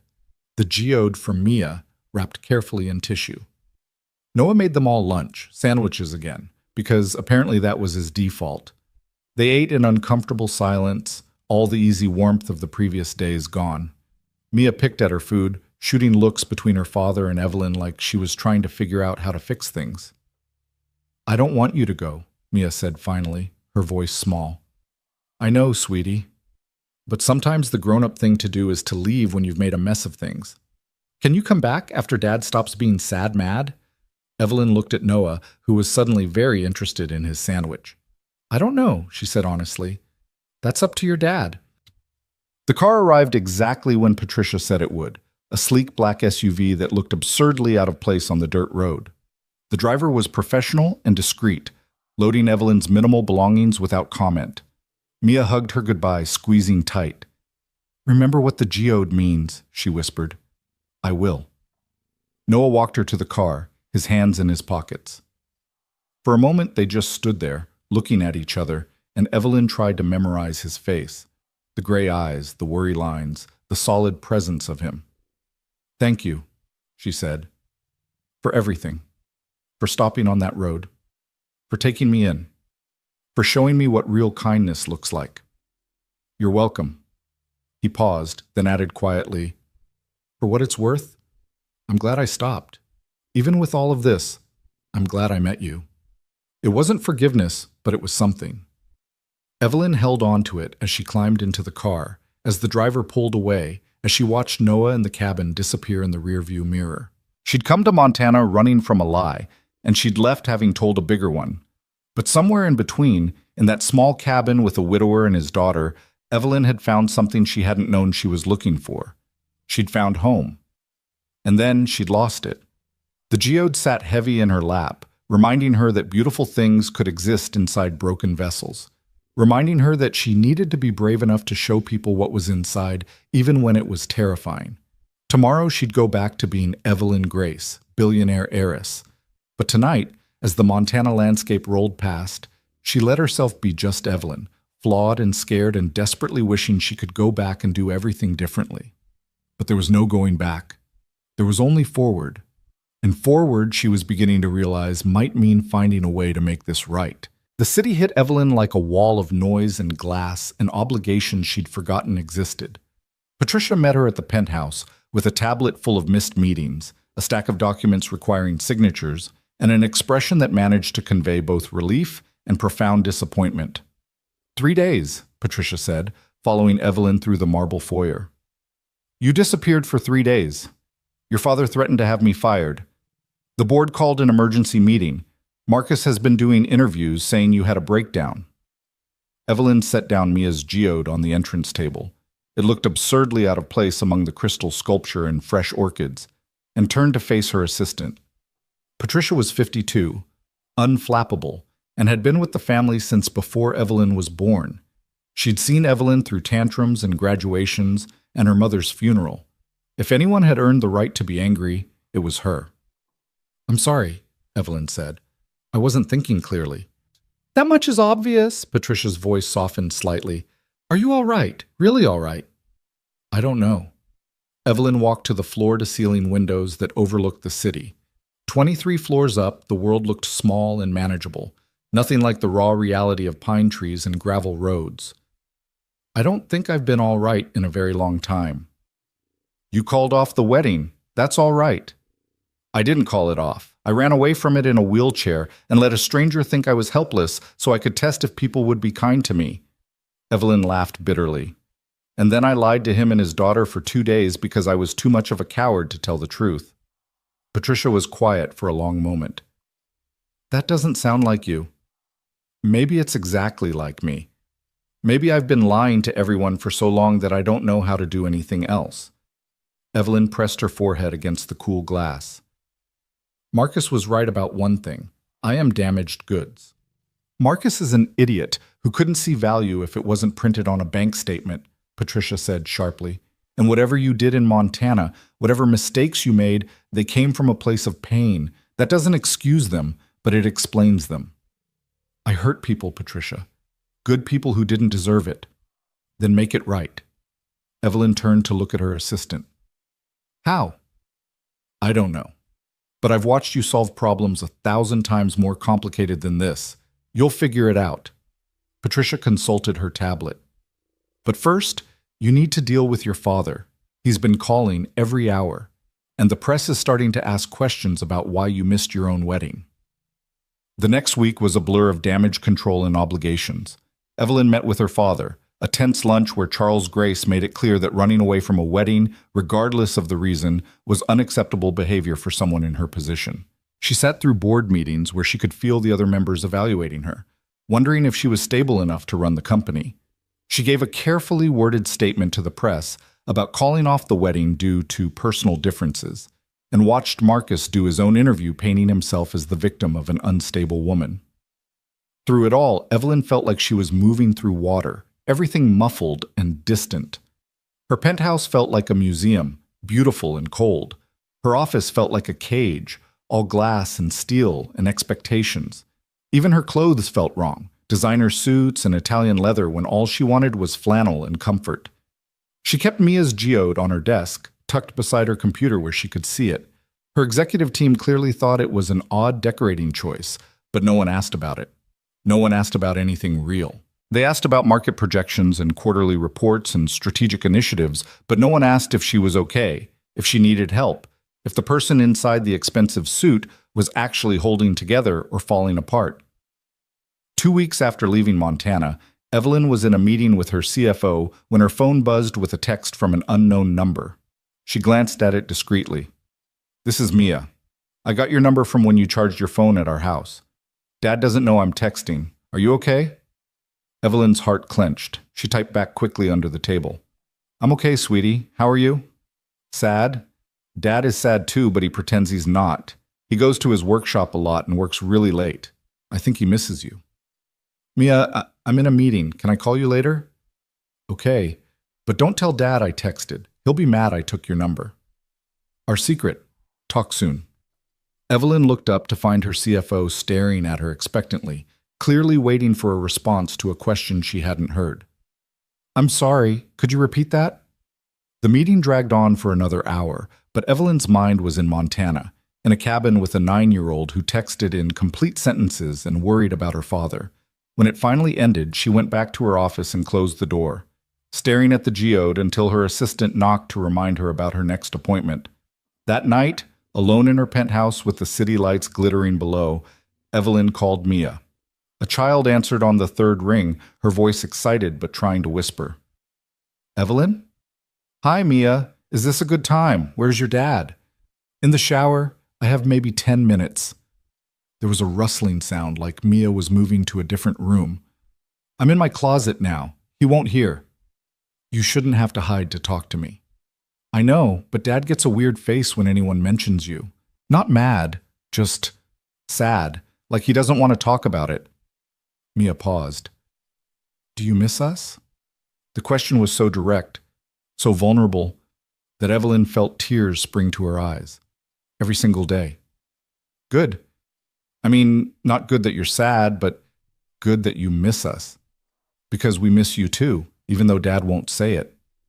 "How's school? Did Connor apologize?" "Sort of. Mrs. Henderson made him, but he didn't really mean it. But that's okay because Zoe told him he was ignorant, which is a good word because it means he doesn't know stuff, but it sounds fancy, so Mrs. Henderson couldn't get mad at her for it." Evelyn laughed despite herself. "Zoe sounds like a good friend." "She is. She asked if you were my new mom and I said no, you were just someone who visited, but I wished I could have said yes." Mia's voice got smaller. "Is that bad? That I wished that?" "Oh, sweetie, no, that's not bad at all. But your mom, your real mom, she would want you to remember her." "I do remember her. I remember she smelled like vanilla and she sang really loud in the car, even though she wasn't good at singing, and she always let me have 2 cookies after dinner, even when Dad said 1 was enough." There was a sniffle. "But I don't remember her voice anymore." "Not really. Sometimes I think I do, but then I'm not sure if I'm remembering her or just remembering the videos Dad shows me." Evelyn's heart broke. I bet your dad would love to tell you more stories about her. Have you asked him? It makes him sad. Sometimes being a little sad is worth it if it means remembering someone you love. They talked for a few more minutes about rocks and school and the new comic book Mia had gotten from the library until Evelyn heard a voice in the background calling Mia's name. I gotta go, Mia whispered. Dad's out of the shower. Can I call you again? Anytime you want. But Mia, maybe you should tell your dad you're talking to me. I don't want you to have to sneak around. Maybe. Bye, Evelyn. The line went dead, and Evelyn was left alone with the echo of a 9-year-old's voice and the weight of everything she'd lost. Over the next 2 weeks, Mia called 3 more times. Each call was brief, squeezed into moments when Noah was working in his shop or running errands. Each call left Evelyn feeling more connected to Montana and more disconnected from her life in the city. She learned that Noah had taken on an extra commission, a bookshelf for the library, and was working long hours. She learned that Mia had aced her science test. She learned that their house felt too quiet now, that Mia had put Evelyn's coffee mug in her room like a keepsake. And she learned that Noah never talked about Evelyn, never mentioned her name, acted like those 2 days had never happened. I think he's trying to forget you, Mia said during their 4th call. But I don't think it's working because sometimes I catch him just staring at nothing, like he's thinking really hard about something sad. Your dad has been through a lot, Mia. He's protecting himself. From what? From getting hurt again. But you wouldn't hurt him again, right? Because you said you were sorry and you learned your lesson. Evelyn wished she had a child's certainty that apologies fixed everything. I hope I wouldn't, but your dad doesn't know that. He only knows I lied before, so why should he believe anything else I say? Because people can change, Mia said with absolute conviction. Mrs. Henderson says people can learn from mistakes. That's what mistakes are for, learning. Mrs. Henderson is very wise. I know, so when are you coming back? The question Evelyn had been dreading. I don't know if I can come back, sweetie. Your dad doesn't want to see me. But did you ask him? No, but then how do you know? You can't know what people want unless you ask them. That's what Dad tells me when I'm scared to ask for stuff. Out of the mouths of babes, Evelyn thought. You're right, but asking means risking that he'll say no, and I don't know if I'm brave enough for that. You were brave enough to walk again, Mia pointed out. You can be brave enough to talk to Dad. After that call, Evelyn couldn't stop thinking about it. Was she brave enough? She'd built a career making difficult decisions, negotiating high-stakes deals, standing up to men twice her age who thought she was too young or too female to run a company. But asking Noah for forgiveness, risking the rejection she probably deserved, that felt harder than anything she'd ever done. 3 weeks after leaving Montana, Evelyn was reviewing contracts when Patricia knocked on her office door. There's someone here to see you. He doesn't have an appointment, but he says it's important. A Noah Bennett? Evelyn's heart stopped, then started again, too fast. Noah's here? In Denver? Downstairs in the lobby. Security called up. Should I have them send him away? No. Evelyn stood, suddenly aware of how corporate she looked in her tailored suit and heels. Send him up. No, wait. I'll go down. Give me 2 minutes. She rushed to the bathroom, checking her reflection with an urgency that felt absurd. She looked professional, polished, perfect.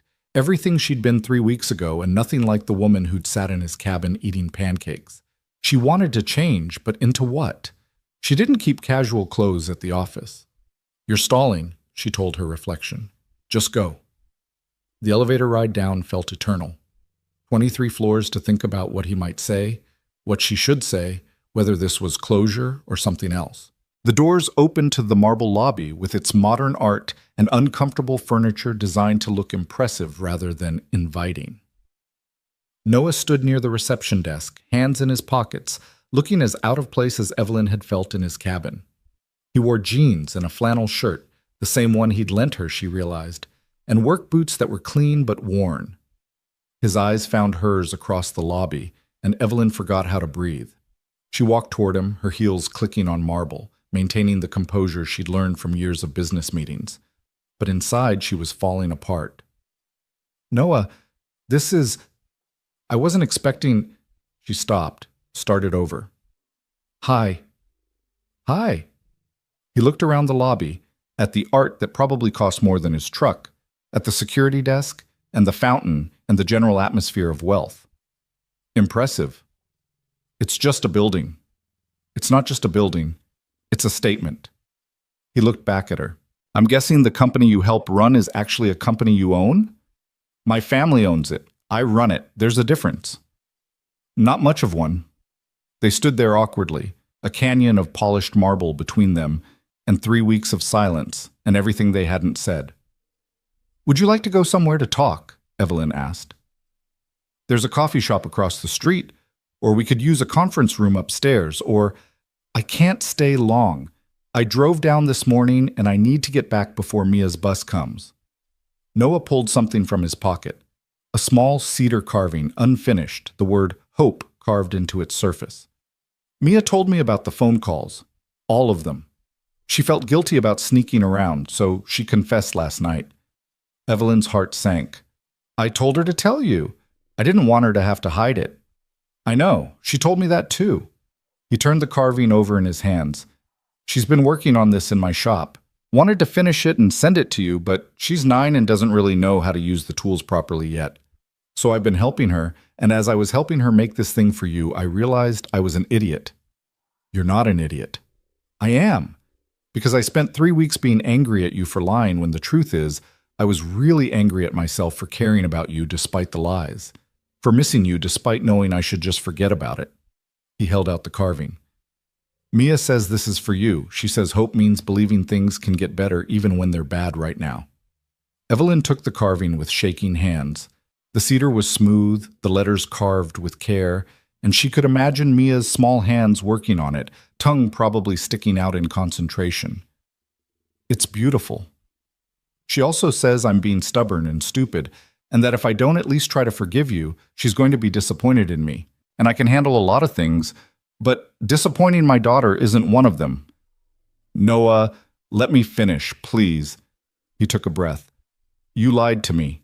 About the wheelchair, about who you were, about a lot of things. And that hurt, especially because I'd been honest with you about Sarah, about everything. But I've had 3 weeks to think about it, and here's what I figured out. You lied because someone broke your heart and made you think you had to protect yourself. That doesn't make the lying okay, but it makes it make sense. It doesn't excuse it. No, it doesn't. But I've also been thinking about what you said before you left, that everything else was real. The way you were with Mia, the conversations we had, the person you were when you weren't pretending. Was that real? Evelyn looked at him, at the hope and fear and uncertainty in his eyes, and knew this was her moment. The truth, all of it, with nothing held back. It was the most real I've been in years, she said quietly. Maybe ever. Everything I felt in your home, every laugh with Mia, every conversation with you, that was me. The real me. The me I forgot I could be. And this? He gestured at the lobby, the building, the life she inhabited. Is this the real you too? This is the obligated me. The responsible me. The me that does what's expected because that's what I've always done. She looked down at the carving in her hands. But I don't know if it's the me I want to be anymore. Noah was quiet for a moment, studying her. What do you want, Evelyn? Really want, not what you should want or what makes sense. What do you actually want? The question hung between them, heavy with possibility. What did she want? She wanted pancakes for dinner and rock collections and a man who carried her not because he had to, but because he wanted to help. She wanted a 9-year-old's uncomplicated affection and a cabin that smelled like pine and cedar. She wanted to be someone who built things with her hands, instead of managing portfolios and attending board meetings. But wanting something and being able to have it were different things. It doesn't matter what I want, Evelyn said. I have responsibilities here. A company to run, employees who depend on me, obligations I can't just walk away from. That's not what I asked. Noah, what do you want? He repeated, and there was something intense in his voice now, something that demanded honesty. I want to come home, Evelyn admitted, her voice breaking. To your home, with you and Mia. I want to drink coffee on your porch and watch you build furniture and help Mia with her homework. I want to be part of something real instead of performing for people who don't actually care about me.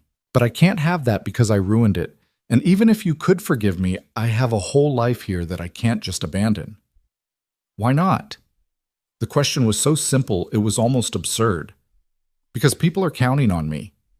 Because I have a responsibility to my family's legacy. Because you don't just walk away from $1 billion company because you'd rather live in a cabin in Montana. Your father ran that company for 30 years before you.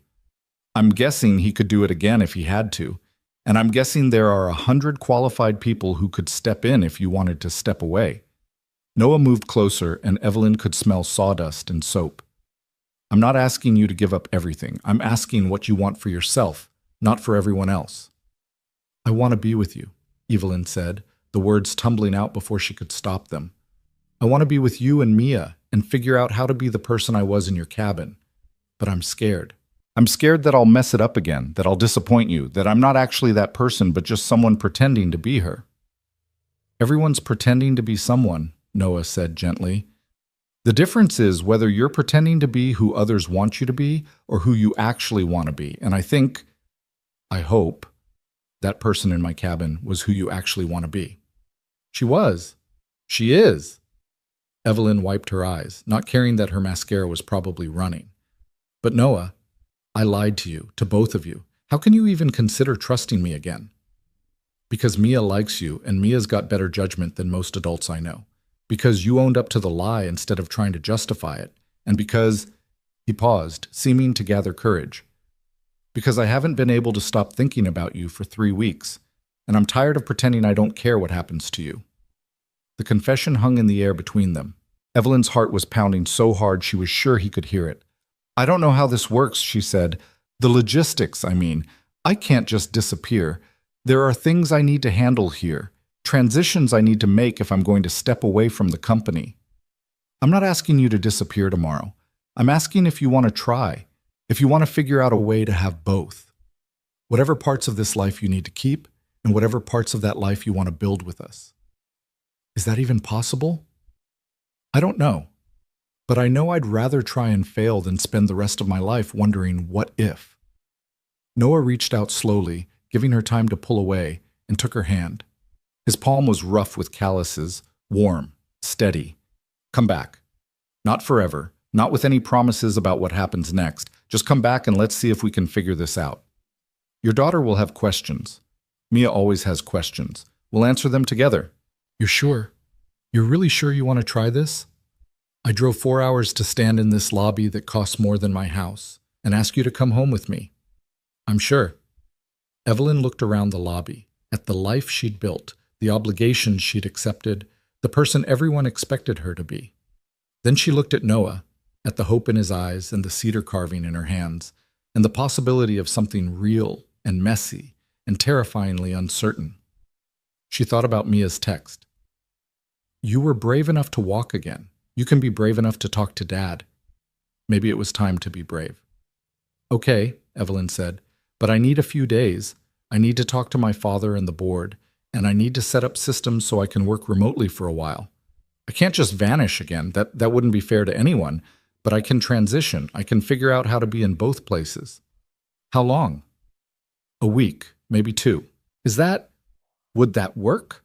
Noah smiled, really smiled, for the first time since he'd walked into the lobby. That would work. Take whatever time you need. Just promise me you'll actually come back this time. Don't say you will, and then decide it's too complicated. I promise. Evelyn squeezed his hand. I'm scared I'll mess this up. Probably you will. Probably I will too. That's how relationships work. People mess up and then figure out how to fix it. He glanced at his watch. I really do need to go. Mia's bus comes in 4 hours and I don't want her coming home to an empty house. Tell her I got the carving. Tell her it's perfect and I'll keep it on my nightstand. Tell her yourself when you get there. Noah squeezed her hand once more, then let go. 2 weeks, Evelyn. I'll be waiting. He walked away and Evelyn watched him go. This man who'd stopped for a stranger, who'd carried her when he thought she needed help, who was brave enough to drive 4 hours to offer forgiveness she wasn't sure she deserved. When he disappeared through the glass doors, Evelyn looked down at the carving in her hands. Hope. Such a small word for such an enormous thing. She went back upstairs to her office where Patricia was waiting with her afternoon schedule and a knowing look. "Cancel everything for the next 2 weeks," Evelyn said. "Everything?" "Everything. And schedule a meeting with my father and the board for tomorrow morning. I need to discuss transitioning to a remote work arrangement." Patricia's eyebrows rose. "That will not go over well." "Probably not, but it's happening anyway." Evelyn set the carving on her desk beside Mia's geode. "And Patricia, thank you for everything, especially for not saying I told you so." "The day's not over yet," Patricia said dryly, but she was smiling. The meeting with her father and the board went exactly as poorly as expected. Charles Grace did not understand why his daughter suddenly needed to work remotely from Montana. The board members questioned whether this was a sign of instability following the canceled wedding. The CFO wondered aloud if Evelyn was having some kind of crisis that required professional help. Evelyn listened to all of it, maintaining the composure she'd perfected over years of business meetings, and then said simply, "I'm not asking permission. I'm informing you of my decision. I'll be available by phone and video conference. I'll fly in for critical meetings, but my primary residence will be in Montana for the foreseeable future." "This is about a man," her father said flatly. "This is about me figuring out what kind of life I want to live." "You have responsibilities." "I know, and I'm not abandoning them. I'm just choosing to fulfill them from somewhere other than Denver." They argued for another hour. Her father threatened. The board members expressed concerns. The CFO suggested a leave of absence instead. But Evelyn held firm, and eventually they accepted that she was doing this whether they liked it or not. She spent the next week making arrangements, setting up her home office to work remotely, delegating tasks to her executive team, establishing communication protocols. She met with her accountant and lawyer to discuss logistics. She even hired a local assistant in Montana who could handle any on-ground needs. Through it all, she texted with Mia, who was counting down the days with increasing excitement. Noah sent one text, brief and to the point. "Take your time. We're not going anywhere." On the night before she was scheduled to leave, Evelyn stood in her penthouse and looked around at the life she was partially leaving behind. The expensive furniture, the art collection, the closet full of designer clothes. It had taken years to build this life, and she was walking away from most of it for a cabin in the woods, and a man who built furniture and a 9-year-old who collected rocks. It should have felt scary. Instead, it felt like finally exhaling after holding her breath for years. Patricia helped her pack, not just clothes, but the things that mattered. Photos of her mother, her favorite books, the geode and the carving, comfortable clothes instead of power suits. "You're really doing this," Patricia said, folding a sweater. "I really am." "Good. You've been miserable for years. Maybe this will help." "You knew I was miserable?" "Everyone knew. We just didn't say anything because that's what you pay us for. Discretion." Patricia smiled. "For what it's worth, I think you're making the right choice, even if your father doesn't." "Thank you, Patricia. For everything." "Don't thank me yet. You'll still need me." Someone has to manage the disaster when you forget about a board meeting because you're too busy looking at rocks or whatever it is people do in Montana. Evelyn laughed, feeling lighter than she had in weeks. Deal. She left Denver early the next morning, driving instead of flying because she wanted the time to think, to process, to prepare for what came next. The city gave way to suburbs, suburbs to small towns, towns to open country. The landscape changed gradually. Flat plains rising into foothills, foothills becoming mountains, mountains giving way to the kind of wilderness where cell service was optional and the nearest neighbor might be miles away. 4 hours from Noah's cabin, Evelyn pulled over at a rest stop and called Mia. "Where are you?" Mia demanded. "Dad keeps checking his phone like you might say you're not coming." "I'm coming. I'm about 4 hours away, maybe less if traffic's good." "Yeah!" There was muffled talking, Mia covering the phone to yell something to Noah. Then she was back. "Dad says dinner's at 6, and you better be hungry because he's making pot roast, which is fancy for us." "Tell your dad I'm always hungry for his cooking." "She says she's always hungry for your cooking," Mia yelled, clearly not covering the phone this time. "Dad says that's good because he made too much as usual. Are you nervous?" "Very nervous." "Don't be. We're just us. You know us already." A pause. Well, the real us. And now you'll be the real you. So it'll be like starting over, but better because we already like each other. Out of the mouths of babes. You're very wise, you know that? Mrs. Henderson says I'm precocious, which I think is the same thing. They talked for a few more minutes before Mia had to go help set the table. Evelyn sat in her car at the rest stop, watching mountains rise in the distance, and thought about what Mia had said. Starting over, but better because they already knew they liked each other. Maybe that was enough. Maybe that was everything. She got back on the road. The last hour of the drive felt eternal and too fast at the same time. Every mile brought her closer to a future she'd chosen instead of inherited, and with every mile the knot in her stomach tightened. What if this was a mistake? What if she couldn't make it work? What if Noah realized she was too damaged, too complicated, too much? But then she turned onto the gravel road that led to his cabin, and she saw Mia standing at the end of the driveway, bouncing on her toes with excitement, and all the doubts fell away. Evelyn parked and barely had time to get out before Mia launched herself forward, wrapping her arms around Evelyn's waist. You came. You really came. I promised I would. Evelyn hugged her back, feeling tears prick her eyes. Come on, Dad's inside pretending he's not nervous, but he keeps checking the pot roast like it's going to burn, even though it's not even time yet. Mia grabbed Evelyn's hand and pulled her toward the cabin. Noah appeared on the porch, wearing jeans and a button-down shirt that looked suspiciously new, his hair still damp from a shower. He smiled when he saw her, tentative but real. You made it. I made it. Evelyn climbed the porch steps, still holding Mia's hand. 4 hours and 2 gas station coffees later, but I made it. Good. He looked at her like he was memorizing her face, checking to make sure she was real. Welcome home. Home. The words settled over her like a blanket, warm and safe and exactly right. Come see my room, Mia demanded. I cleaned it and everything, well, mostly everything. The rock collection got bigger, so there's rocks on kind of every surface, but that's organized mess, which Dad says is better than disorganized mess. Evelyn let herself be pulled inside, and the smell of pot roast and cedar and home washed over her. Nothing had changed. Same worn furniture, same photos on the mantle, same comfortable chaos. But everything felt different because this time she wasn't a guest. This time she was staying. Dinner was warm and noisy and perfect. Mia talked nonstop, telling Evelyn everything she'd missed in the 3 weeks. The new rock she'd found, the science fair project she was planning, the fact that Connor Michaels had actually apologized for real this time because his mom made him. Noah was quieter, but his eyes kept finding Evelyn across the table, checking to make sure she was still there. After Mia went to bed, after much protesting that she wasn't tired even though she was clearly exhausted, Noah and Evelyn sat on the porch, watching the stars come out over the pine trees. This is going to be hard, Noah said finally. Figuring out how this works. Your life there. Our life here. I know. And there's going to be awkward moments. Questions we don't know how to answer. Times when we don't know what we are to each other. I know that too. But I want to try. If you do.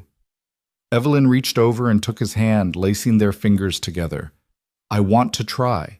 I want to build something real with you. No lies, no tests, no pretending. Just us, figuring it out as we go. Just us, Noah agreed. He squeezed her hand. Thank you for coming back, for being brave enough to try. Thank you for letting me, for forgiving me when you didn't have to. They sat in comfortable silence as night deepened around them, and Evelyn thought about hope, the word carved into cedar, the thing Mia believed in, the fragile possibility that broken things could be mended and lives could change course. She'd come to Montana running from a lie. She'd left carrying the weight of a bigger one. But she'd come back ready to tell the truth about who she was, who she wanted to be, and what she was willing to fight for. Inside the cabin, a home she was learning to think of as hers, Mia slept with the geode on her nightstand. In the workshop, half-finished furniture waited for Noah's careful hands. And on the porch, 2 people who'd found each other in the most unlikely way sat hand in hand, hoping that this fragile, precious thing they were building would be strong enough to last. It wouldn't be easy. It wouldn't be perfect. But it would be real. And real, Evelyn was finally learning, was worth any risk. The first week back felt like learning to breathe underwater. Evelyn woke each morning in the guest room. Noah had insisted, saying they needed to take things slow, to the sound of Mia's alarm clock blaring down the hall and the smell of coffee already brewing. She'd lie there for a moment, disoriented by the absence of city noise, the presence of birdsong, the way sunlight filtered through simple curtains instead of automated blinds. It was strange and uncomfortable and absolutely right. She'd emerged to find Noah already dressed for the day, usually covered in sawdust from an early morning session in the workshop, pouring coffee into mismatched mugs. Mia would appear minutes later, hair tangled from sleep, already talking about whatever dream she'd had, or fact she'd remembered, or plans she'd made for after school. "We should go to the creek this weekend," Mia announced on the third morning, spreading peanut butter on toast with aggressive enthusiasm. "Now that Evelyn can walk, we can go to the good spots that are too far for the wheelchair. There's this place where the water pools and you can see crawfish if you're really quiet." "If Evelyn wants to," Noah said, glancing at her over his coffee. "She might have work to do." "I'd love to see the crawfish," Evelyn said. "Work can wait until Sunday." It was a small moment, barely worth noting, but it felt significant. Work could wait. When had she ever said that before? When had anything been allowed to wait when the company needed her? The video conferences were jarring, though. Evelyn would set up her laptop in Noah's small office, really more of a storage room with a desk, and transform from the woman in jeans and one of Noah's flannel shirts into the polished executive her team expected. The cognitive dissonance was extreme. One minute she'd be helping Mia with fractions, the next she'd be discussing market projections with people who still thought she was in Denver. On Thursday, she was in the middle of a board meeting when Mia burst into the room, clearly forgetting Evelyn was on a call. "Evelyn, come quick! There's a deer in the yard with a baby, and it's so cute, and oh!" Mia froze, seeing the laptop, the professional blazer Evelyn had put on just for the video call. "Sorry, I didn't know you were working." Evelyn muted herself quickly. "It's okay, sweetie. Give me 10 minutes and I'll come see the deer, okay?" Mia nodded and disappeared, but not before one of the board members asked, "Who was that?" "My..." Evelyn hesitated, not sure what to call Mia. Not her daughter, not exactly a stepdaughter, when she and Noah hadn't even defined what they were to each other. "A friend's daughter. I'm staying with friends while I work remotely." It wasn't a lie exactly, but it felt like one. After the meeting ended, Evelyn sat in the small office feeling the weight of all the pieces of her life that didn't quite fit together. The executive and the woman learning to live in a cabin. The billionaire and the person who got excited about seeing crawfish. The person everyone expected her to be and the person she was trying to become. Noah found her there 20 minutes later, still staring at the blank screen. "Mia feels bad about interrupting," he said, leaning against the doorframe. "I told her it was fine, that everyone has interruptions, but she's worried you're mad." "I'm not mad. I'm just..." Evelyn gestured helplessly at the laptop, at the room, at everything. "I'm trying to figure out how to be both people at once, and I don't think it's working." "Both people?" "The person they need me to be, and the person I want to be with you and Mia. They don't fit together, like trying to wear a ball gown to go hiking." Noah pulled up the only other chair in the room, a folding metal one that had seen better days, and sat down. "You know what I think? I think you're trying too hard to keep them separate. Like there's Work Evelyn and Montana Evelyn, and they can't ever overlap." "They can't. You saw what happened when Mia came in. I had to explain who she was like she was nobody, and that felt awful. So stop explaining. Stop hiding. Tell them you're living in Montana with a single dad and his daughter. Tell them you're figuring out a different kind of life. Let the people overlap." He reached over and took her hand. "Unless you're embarrassed of us, which I'd understand given..." "No," Evelyn interrupted. "God, no, I'm not embarrassed. I'm just trying to protect this. Protect us. The moment I tell people about you and Mia, they'll have opinions. My father will have opinions. The board will question my judgment. The press will dig into your life and Mia's life and make everything complicated." "It's already complicated," Noah pointed out. "And keeping secrets didn't work out so well last time." He was right, and they both knew it. But knowing it didn't make it easier. That evening, after Mia had gone to bed, Evelyn and Noah sat on the porch with blankets wrapped around their shoulders against the autumn chill. The sky was impossibly clear, stars scattered like diamonds on velvet. I need to tell you something, Noah said, his voice quiet, about why I'm being so careful, about why I keep saying we should take things slow. Evelyn waited, sensing this was important. After Sarah died, I dated someone. About a year later. Rachel. She was nice, normal, a teacher at Mia's school. We went out a few times, and I thought maybe I could do this. Maybe I could move forward. He was staring out at the dark trees, not looking at Evelyn. Mia got attached really fast. Started calling Rachel her friend, talking about her all the time, asking when she was coming over, and then Rachel decided it was too much. The widower with a kid, the baggage, the whole situation. She ended it after 2 months. Mia was devastated. Not because she understood what dating was, but because she thought she had a new friend, and suddenly that friend was gone. She cried for weeks, asked what she'd done wrong, why Rachel didn't like her anymore. His voice cracked slightly. I swore after that I wouldn't bring anyone into her life unless I was absolutely sure. Unless I knew they were staying. Evelyn felt the weight of that responsibility settle on her shoulders.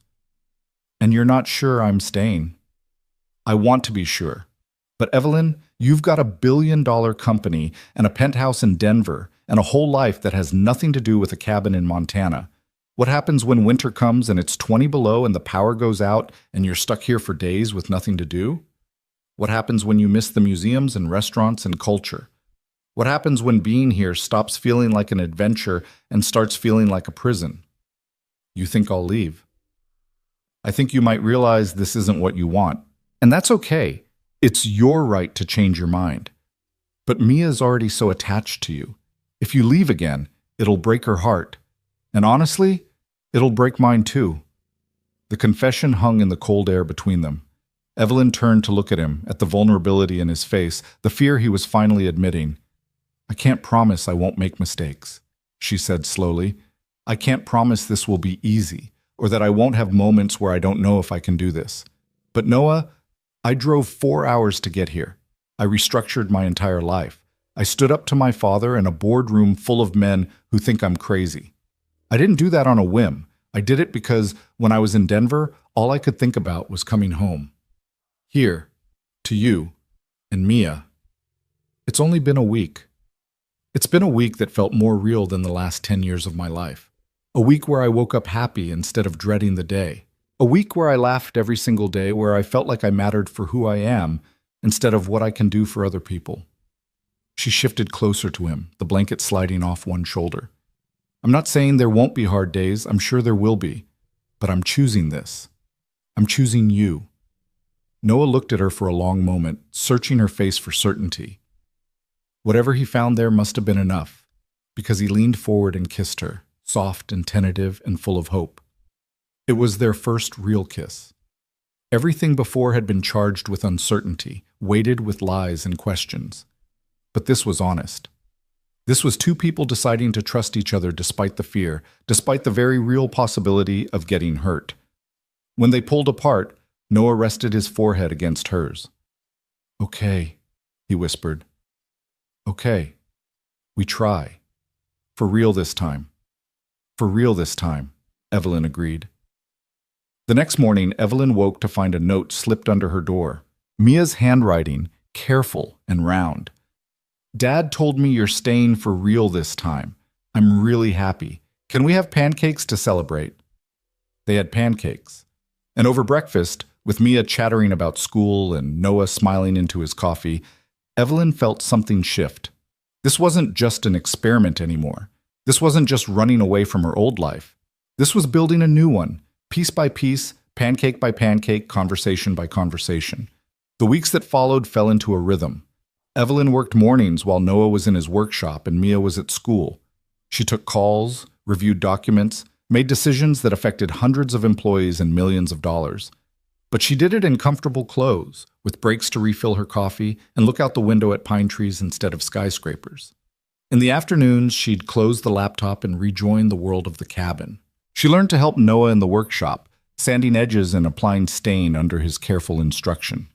She discovered she was terrible at it, but loved it anyway, loved the smell of wood and varnish, loved watching something take shape under her hands. She helped Mia with homework at the kitchen table, struggling through the new math they taught in elementary schools now, laughing when Mia had to explain it to her like she was the student. She learned to cook Noah's simple recipes, graduated from watching to helping to occasionally making dinner herself. And slowly, carefully, she and Noah navigated what they were to each other. They held hands on the porch. They kissed goodnight before going to their separate rooms. They had long conversations about everything and nothing, his childhood in Montana, her lonely upbringing with nannies and boarding schools, the dreams they'd had as kids, and the ones they were building now. One evening, about 3 weeks after Evelyn's return, Mia asked the question they'd been dancing around. "Are you and Dad dating?" She was working on a diorama for school, carefully gluing cotton balls to look like clouds. Because Lucy Chen says when adults hold hands and kiss, that's dating. Evelyn glanced at Noah, who suddenly looked very interested in the book he was reading. "I guess we are," she said carefully. "Is that okay with you?" Mia considered this, adding another cotton ball to her sky. "Will you get married?" Noah started, but Mia talked over him. "Because if you get married, that would make you my stepmom, right? Which would be cool because then I'd have a mom again. Not the same as my real mom, but still a mom." Evelyn's throat tightened. "Sweetie, your dad and I are just starting to figure out what we are to each other. Marriage is way down the road, if it happens at all. But you like him, right? And he likes you. I can tell because he smiles different now than he did before you came back. Like he's happy instead of just okay." "Mia," Noah said, setting down his book, "this is a lot of big questions for something we haven't really talked about yet." "But you should talk about it," Mia insisted with 9-year-old logic. "Because if you like each other and you want to be together, you should just say so. That's what Mrs. Henderson says. People should use their words instead of hoping other people can read their minds." After Mia went to bed, Noah and Evelyn sat on the porch in silence for a long time. "Sorry about that," Noah said finally. "She's not usually so direct about personal stuff." "She's right, though. We haven't really talked about what this is, what we want it to be." "I know what I want it to be." Noah turned to look at her. "But I don't want to scare you off by wanting too much too fast." "What do you want?" He took a breath like he was gathering courage. "I want you here, permanently. Not as a guest, not as someone figuring out if this will work. I want you to move your stuff into my room. I want Mia to be able to tell her friends that she has a stepmom without it being weird. I want to wake up next to you every morning and fall asleep next to you every night. I want—" He stopped, shook his head. "See?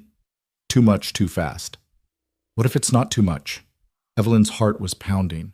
"What if I want that too?" "Do you? Really? Because Evelyn, I'm not talking about casual dating. I'm talking about building a life together. I'm talking about being a family, you, me, and Mia. I'm talking about the kind of commitment that means when things get hard, we work through it instead of walking away." "I know what you're talking about. And yes, I want that too." Noah studied her face, looking for doubt. "You're sure? Because there's no pressure. We can keep taking things slow if you need more time. I spent 30 years taking things slow, being careful, making sure every decision was the right one according to everyone else's standards. And I was miserable." Evelyn reached for his hand. "The only time I've been truly happy in the last decade was here, with you and Mia. So yes, I'm sure. Terrified, but sure." "Terrified of what?" "Of messing this up, of not being a good enough mother figure for Mia, of you realizing I'm too damaged, too complicated, too much work." She laughed shakily. "Of all the ways this could go wrong." "You want to know what terrifies me?" Noah asked. "The idea of not trying, of letting fear keep us from something that could be amazing just because it might not work out." He pulled her closer. "We're both scared. That's okay. We'll be scared together." They sat wrapped in each other's arms as the temperature dropped and the stars wheeled overhead, and Evelyn felt something settle in her chest, a peace she hadn't known she was looking for. The next morning, she called her father. It was a conversation she'd been putting off, but Mia's questions had made it clear she couldn't keep living in two worlds without acknowledging it. "Evelyn," Charles Grace said, his voice as clipped and businesslike as ever, "I trust you're calling to tell me when you're coming back to Denver." "No, Dad. I'm calling to tell you I'm staying in Montana." Indefinitely. Silence. Then, don't be ridiculous. You have responsibilities here, which I'm handling remotely. My team is excellent, the work is getting done, and I'm available whenever they need me. This is about that man, isn't it? The one the board mentioned. Evelyn took a breath. His name is Noah Bennett. He's a widowed single father and a furniture maker. And yes, this is about him, but it's also about me figuring out what kind of life I want to live. You're being impulsive. First you run out on your wedding, now you're shacking up with some carpenter in the middle of nowhere. This isn't like you. Maybe the old me, Evelyn said, surprised by how calm she felt. But I'm not that person anymore. I'm not the daughter who does everything you expect just to earn your approval. I'm someone who's choosing my own life. You're throwing away everything I built for you. No, I'm not. The company is fine. I'm still doing my job. I'm just doing it from a different location. And honestly, Dad, the company was your dream, not mine. I'm finally figuring out what my dreams are. Her father was silent for a long moment. When he spoke again, his voice was different. Not softer exactly, but less certain. Your mother would be disappointed. It was a low blow, and they both knew it, but Evelyn didn't take the bait. Mom told me once, right before she died, that she wished she'd been braver, wished she'd chosen what she wanted instead of what was expected. She made me promise I wouldn't make the same mistake. It wasn't quite true. Her mother had been heavily medicated at the end, and most of their conversations had been fragments and confusion, but the spirit of it felt true. I'm keeping that promise. I see. Charles cleared his throat. Well, I suppose you're an adult and entitled to make your own mistakes, but don't expect me to support this. I don't need your support, Dad, but I'd like it. I'd like you to meet Noah and Mia, to see why I'm choosing this. But if you can't do that, I understand. After the call ended, Evelyn sat in the small office feeling lighter than she had in years. She'd done it. She'd chosen herself over her father's expectations, over the company, over the life everyone assumed she'd live. Noah found her there an hour later, staring out the window. How'd it go? About as well as expected. He thinks I'm making a mistake. Are you? Evelyn turned to face him, this man who'd stopped for a stranger, who'd forgiven her when he didn't have to, who was offering her a life she'd never imagined wanting. No, she said. I don't think I am. That weekend they went to the creek like Mia had wanted. The trail was narrow and rocky, winding through pine trees and over fallen logs, and Evelyn was breathless by the time they reached the pool where the water collected. But it was worth it. The water was so clear she could see every stone on the bottom, and sure enough, there were crawfish scuttling among the rocks. Mia waded in carefully, jeans rolled up to her knees, trying to catch one. Noah sat on a boulder, one arm around Evelyn's shoulders, watching his daughter with the kind of contentment that came from being exactly where you were supposed to be. Thank you, Evelyn said quietly. For what? For this. For giving me a second chance. For believing I could be someone different than who I was. You were always this person, Noah said. You just needed a place where it was safe to be her. They stayed at the creek for hours, long past when they probably should have headed back. They had a picnic lunch on the rocks, sandwiches Noah had packed, apples from the local orchard, cookies Mia had helped make. They skipped stones and looked for interesting rocks and talked about nothing important. As the afternoon light started to slant golden through the trees, Mia came over to where Evelyn was sitting, her hands cupped around something. I found this for you, she said, opening her hands to reveal a piece of quartz, smaller than her geode, but perfectly formed. It's not as pretty as the one I gave you before, but I thought you could keep it in your pocket, so even when you're on work calls with boring people, you can touch it and remember you have us. Evelyn took the quartz, feeling tears prick her eyes. It's perfect, Mia. Thank you. You're welcome. Mia hesitated, then asked shyly, Can I call you something other than Evelyn? It feels weird to call you just your name when you're dating Dad and living with us. What would you want to call me? I don't know, not Mom, because that's my real mom. But maybe, I don't know, something that means you're special but not trying to replace her? Noah started to intervene. Mia, you don't have to. But Evelyn stopped him. What about Evie? She suggested. That's what my mom used to call me when I was little, before she got sick and everything got formal and sad. Mia tested it out.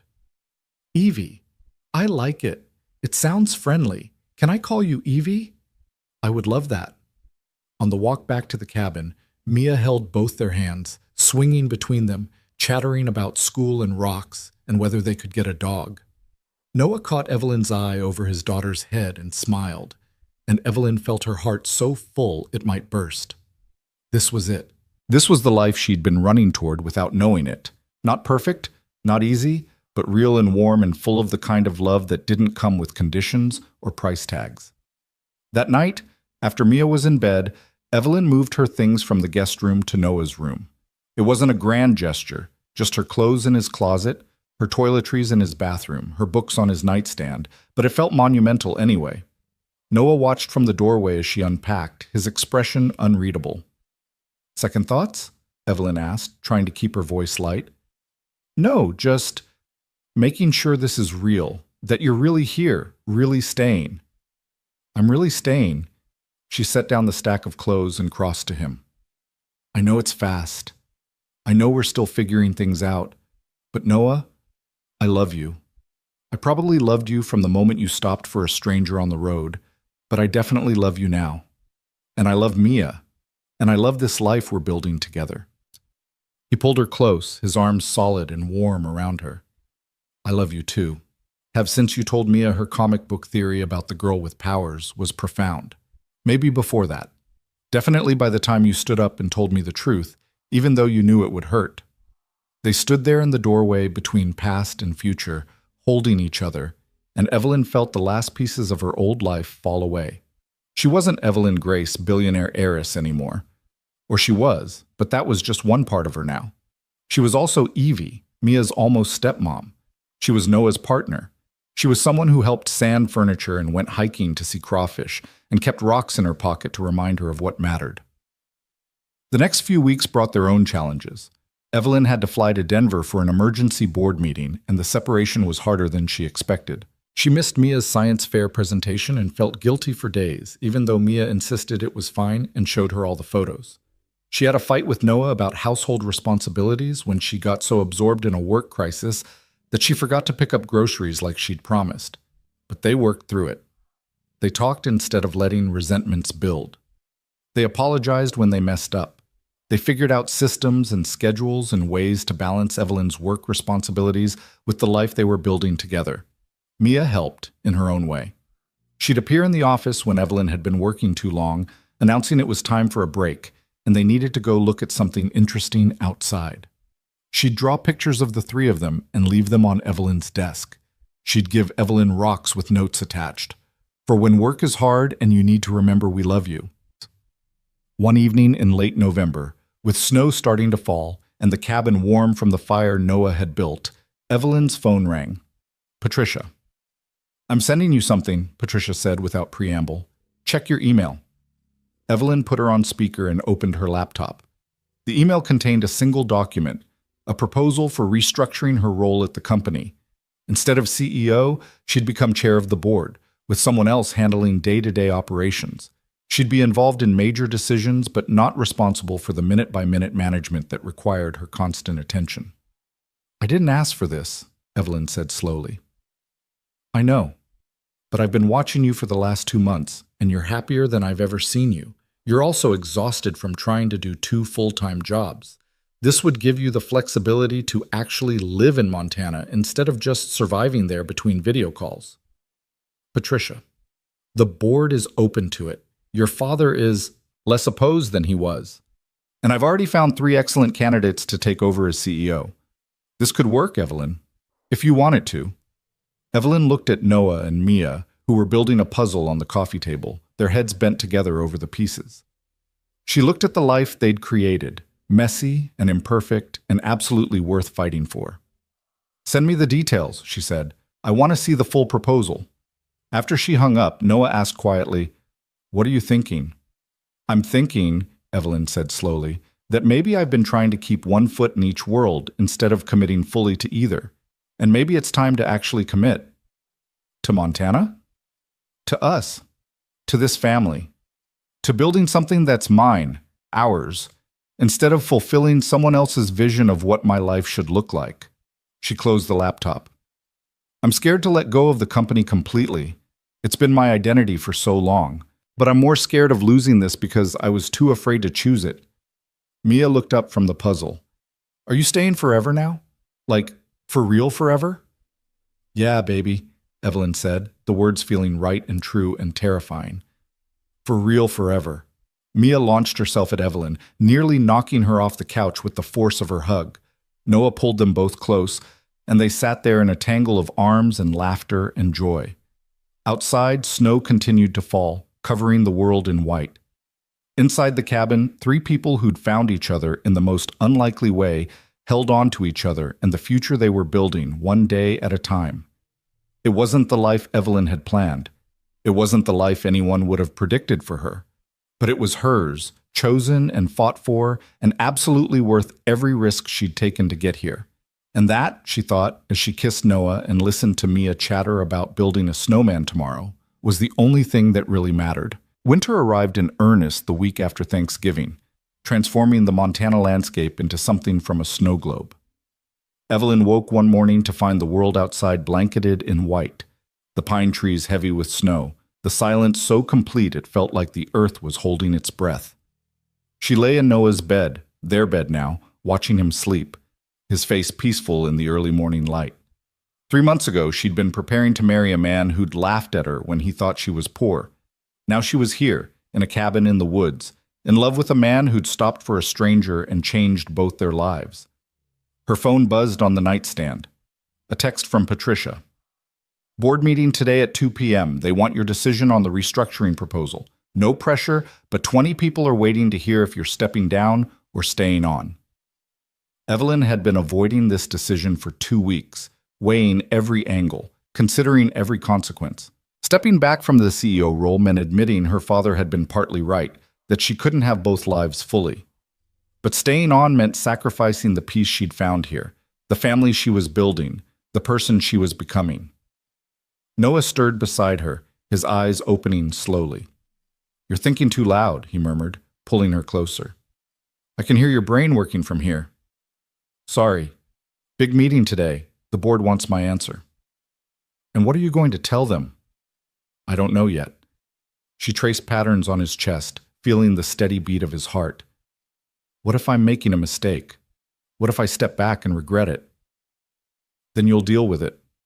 But Evelyn, I've watched you for 3 months now. You light up when you're helping Mia with homework or learning to make furniture. You look exhausted and stressed after every board call. Your body's already telling you what you want. You just have to be brave enough to listen. Before Evelyn could respond, Mia burst through the door without knocking, already dressed for school and vibrating with excitement. It snowed, like really snowed. Can we build a snowman after school, a huge one? And can we go sledding this weekend? Zoe said there's a great hill by her house and... She stopped, registering that they were still in bed. Oh, sorry. Should I have knocked? Yes, Noah said, but he was smiling. What's the rule about closed doors? Knock first, wait for permission. I forgot because snow. Mia bounced on her toes. But seriously, snowman after school? If Evie doesn't have work, Noah said, glancing at Evelyn. I'll make time, Evelyn promised. Snow doesn't wait for meetings. After Mia thundered back downstairs, Noah kissed Evelyn's forehead. See, you're already choosing. You just haven't made it official yet. The morning passed in the usual controlled chaos. Mia had a spelling test she'd forgotten to study for, requiring a frantic review over breakfast. Noah discovered a crack in one of his furniture pieces and had to restructure his whole day to fix it. Evelyn spilled coffee on her shirt and had to change, making her late for her first call. It was messy and imperfect and exactly what she wanted.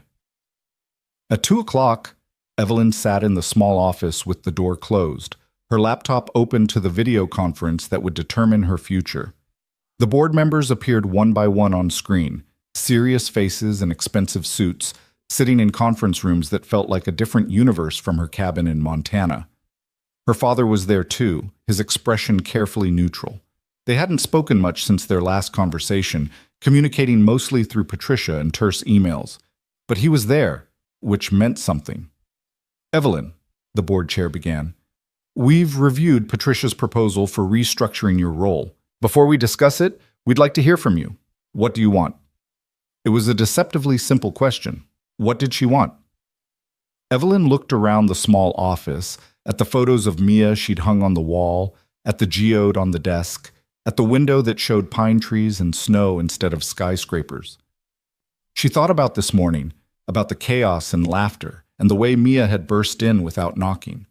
She thought about Noah in his workshop, creating beautiful things with his hands. She thought about the life she was building, piece by piece, day by day. I want to step back, she said clearly.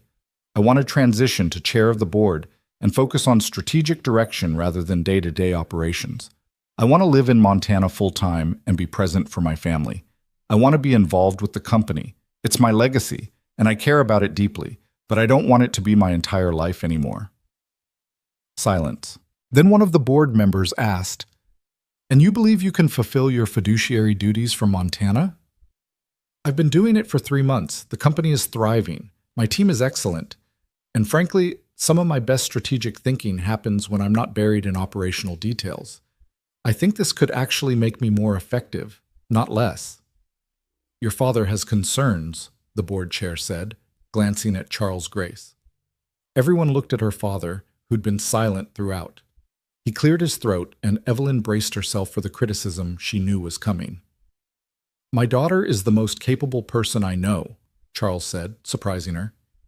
"She built this company into something even better than I left it. If she says she can do this role from Montana, I believe her." He paused, and something in his expression softened. "And I've been doing some thinking about what your mother would say if she were here. She'd tell me to stop being a stubborn old fool and support my daughter's happiness." Evelyn felt tears prick her eyes. "Dad, I don't understand your choices," he continued. "I probably never will. But you're my daughter, and if living in Montana with a carpenter and his child is what makes you happy, then I'll accept it. I may not like it, but I'll accept it." It wasn't a ringing endorsement, but it was more than Evelyn had expected, more than she'd hoped for. The board discussed details for another hour, transition plans, reporting structures, salary adjustments. Evelyn answered their questions with confidence born from 3 months of proving she could handle both roles. By the time the meeting ended, it was official. She was stepping back from CEO to become chair of the board, effective January 1st. When she closed the laptop, Evelyn sat in the quiet office feeling lighter than she had in years. She'd done it. She'd chosen the life she wanted instead of the one everyone expected. And the sky hadn't fallen. The company would survive. Her father would adjust. Everything would be okay. A knock on the door. Noah peeked in. "How'd it go?" "I'm officially stepping back, chair of the board starting in January." He crossed the room in 3 strides and pulled her into a hug that lifted her off her feet. "I'm proud of you. That took guts." "I'm terrified," Evelyn admitted into his shoulder. "What if I just made the biggest mistake of my life? Then we'll figure it out together." "But I don't think you did. I think you just made the bravest decision of your life." They stood there holding each other until Mia's school bus rumbled past, and then they went out together to meet her, ready to build the promised snowman. The snowman turned into 2 snowmen, then a whole snow family, complete with a snow dog that Mia insisted they needed, even though they didn't have a real dog. They used carrots for noses and stones for eyes, and Mia's old scarves for decoration. By the time they finished, all 3 of them were covered in snow and laughing so hard they couldn't breathe. "This is the best day," Mia declared, admiring their work. "Can every day be like this?" "Not every day," Noah said, "but some days. The good days." That night, after Mia had fallen asleep exhausted from playing in the snow, Noah and Evelyn sat by the fire with mugs of hot chocolate, watching the flames dance. "I have something for you," Noah said, setting down his mug. He looked nervous, his hands fidgeting in a way that was completely unlike him. "I've been working on it for a while, waiting for the right time. And I figure if you're brave enough to restructure your whole life, I should be brave enough to do this." He pulled a small box from his pocket, not a ring box, something different, and opened it to reveal a key. Not just any key, but one carved from wood with intricate detail work, hanging on a leather cord. It's symbolic, Noah said quickly. Obviously, it doesn't actually unlock anything, but I made it from the cedar in the workshop, and I wanted... He stopped, started over. Evelyn Grace, I love you. I love your courage and your stubbornness and the way you're learning to let yourself be happy. I love how you are with Mia, how patient you are when she asks a million questions.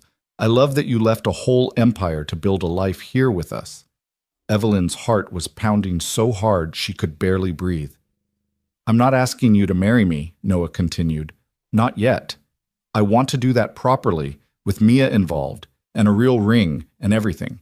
But I'm asking you to let this be your home, really your home, not just the place you're staying. I'm asking you to commit to this life, to this family, knowing it won't always be easy, but believing it will always be worth it. Yes, Evelyn said, her voice breaking. Yes to all of it. This is already my home. You and Mia are already my family. I don't need a ceremony to know that. He fastened the wooden key around her neck, his hands gentle. When I'm ready to propose, really propose, you'll know. But this is a promise, that there's always a place for you here, that you always have a home with us. They kissed by firelight, and Evelyn felt every piece of her life click into place. This was where she belonged, not in boardrooms or penthouses, but here, in a cabin in Montana, with a man who made her wooden keys and a girl who gave her rocks to remember she was loved. December brought more snow and the kind of cold that made the air hurt, but also a magic that Evelyn had never experienced in the city. They cut down a Christmas tree from Noah's property, Mia's choice, a slightly crooked pine that she declared was perfect because it had personality. They strung popcorn and cranberries because Mia wanted to do it the old-fashioned way like in books. They baked cookies that didn't turn out quite right but tasted delicious anyway. Evelyn flew to Denver twice for board meetings, but each time she couldn't wait to get back to Montana, to the cabin that was starting to feel more like home than anywhere she'd ever lived.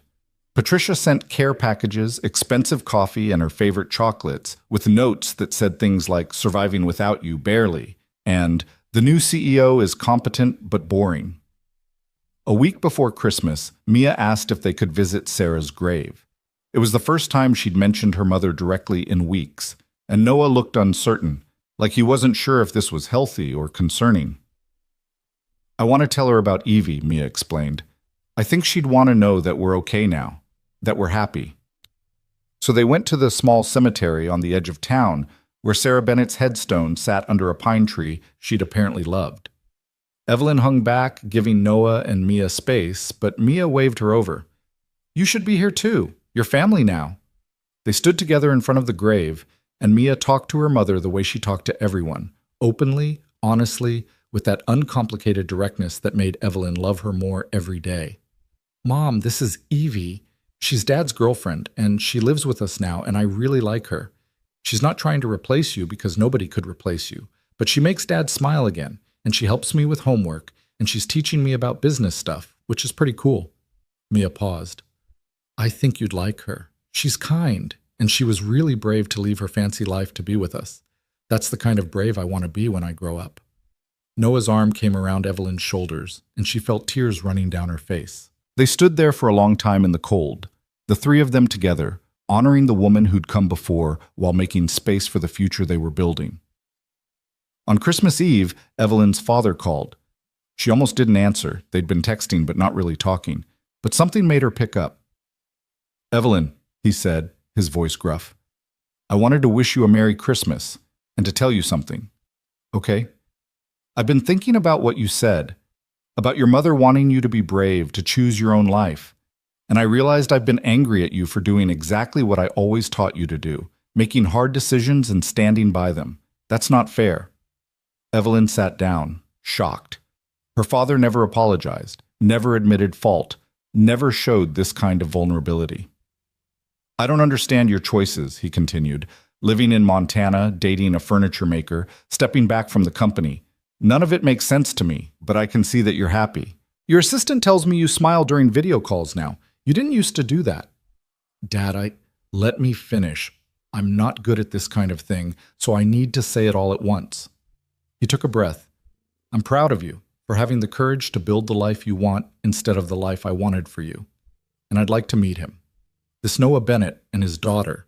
Not to judge or criticize, but because they're important to you, which makes them important to me.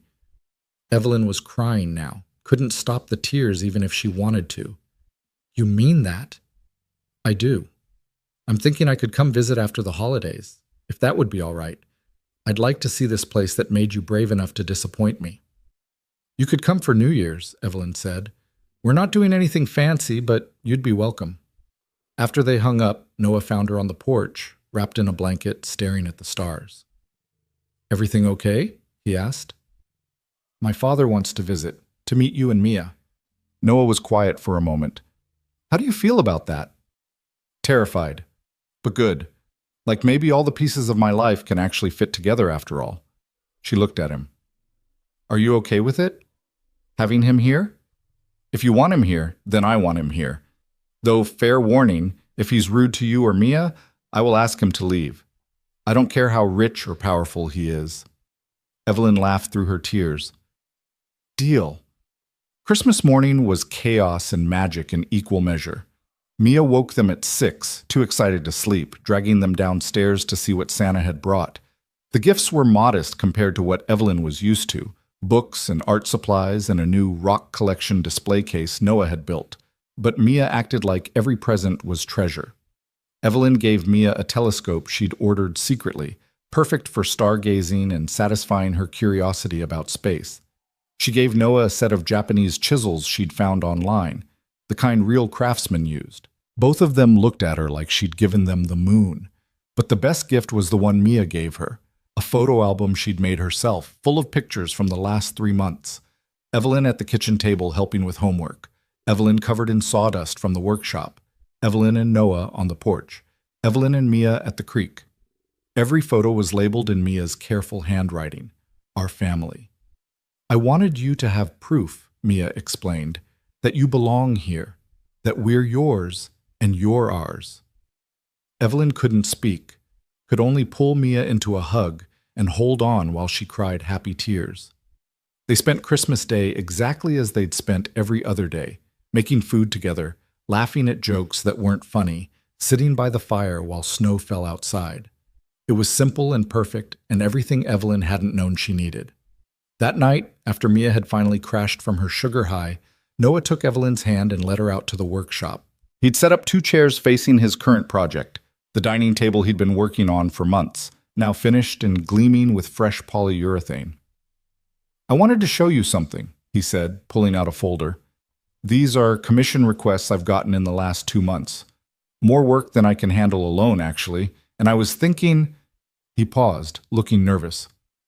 What if we expanded? Hired an apprentice, maybe 2. Turned this into a real business instead of just me in a garage. Noah, that's wonderful. But what does that have to do with me? I want you to be my business partner. Not just my partner in life, but in work, too. You know business, I know furniture. Together we could build something real, something ours. He pulled out more papers, sketches, plans, projections. I've been thinking about this for weeks. We could call it Bennett and Grace Furniture, or Grace and Bennett, or something completely different. But the point is, we'd be building it together. Evelyn looked at the plans, at the care and thought he'd put into this, at the future he was offering her. You really want to do this? Be business partners? I want to build a life with you in every way possible. And I know you need more than just helping Mia with homework and learning to cook. You need a challenge, something to sink your teeth into. This could be that thing, if you want it. I want it, Evelyn said immediately. I absolutely want it. They spent the next hour going over his plans, Evelyn's business mind already seeing opportunities and solutions and ways to grow the vision he'd started. They talked about hiring and marketing and pricing, and it felt right in a way her work at her family's company never had. This was theirs, built from nothing, together. New Year's Eve arrived, and with it, Charles Grace.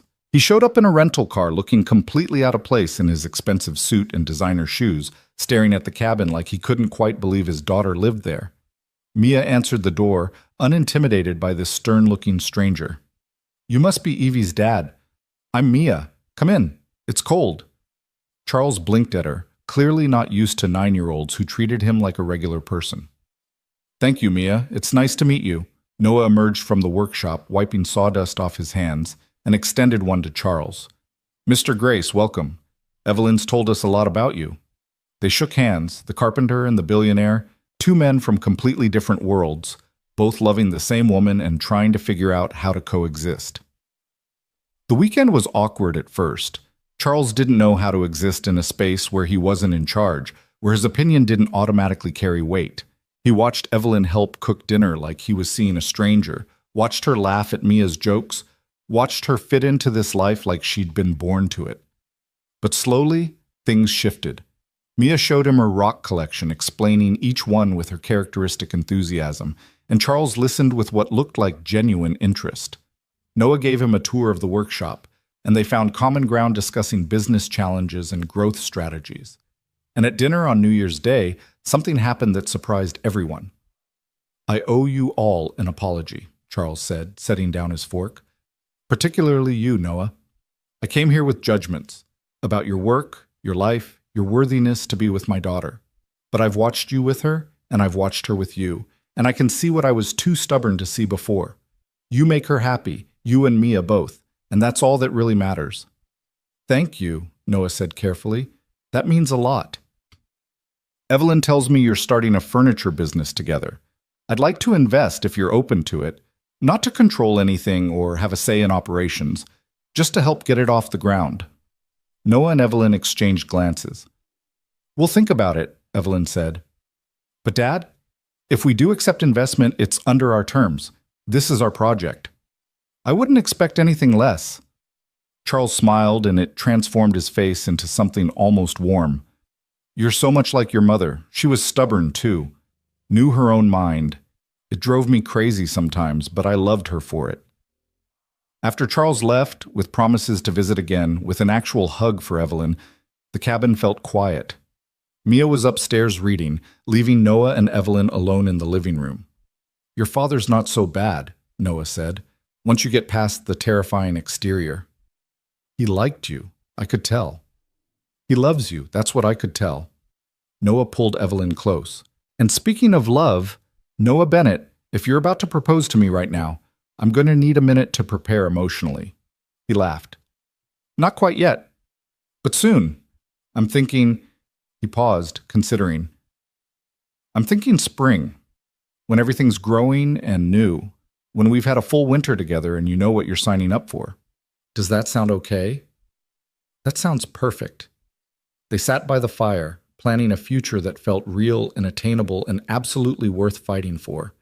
Outside, snow continued to fall, blanketing the world in white. Inside, the cabin was warm with firelight and love, and the kind of peace that came from finally being exactly where you were supposed to be. January brought cold so severe that the pipes froze twice, and Evelyn learned how to thaw them with a hairdryer. February brought ice storms and power outages and long nights by candlelight. March brought the first hints of thaw, mud season as Montana locals called it, when everything was wet and messy and somehow beautiful anyway. Through it all, they built their life together. Bennett and Grace Furniture officially launched in February, with their first commissioned piece, a bed frame for a couple in Seattle, selling for more than Noah used to make in a month.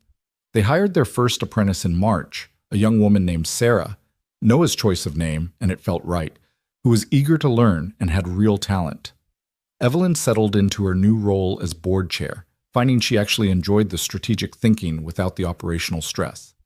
She flew to Denver once a month for in-person meetings, and each time she was more eager to get back to Montana, to the life that felt like hers. Mia thrived with the increased attention from both of them. Her grades improved. She joined the school science club. She started drawing more, filling sketchbooks with designs for furniture pieces and rock formations and the world as she saw it. And through it all, Noah and Evelyn grew closer. They had their first real fight in March, about money and boundaries and her tendency to try to solve everything with her checkbook. They worked through it, learned from it, came out stronger. They learned each other's patterns, their needs, their triggers. They learned how to be partners in every sense of the word. Spring arrived slowly, tentatively, like the earth was afraid to commit after such a harsh winter. But by April, green was pushing through brown, flowers were budding, and the world felt full of possibility. On a Sunday morning in late April, Noah woke Evelyn early. "Get dressed, we're going somewhere." "Where?" It's a surprise. Trust me.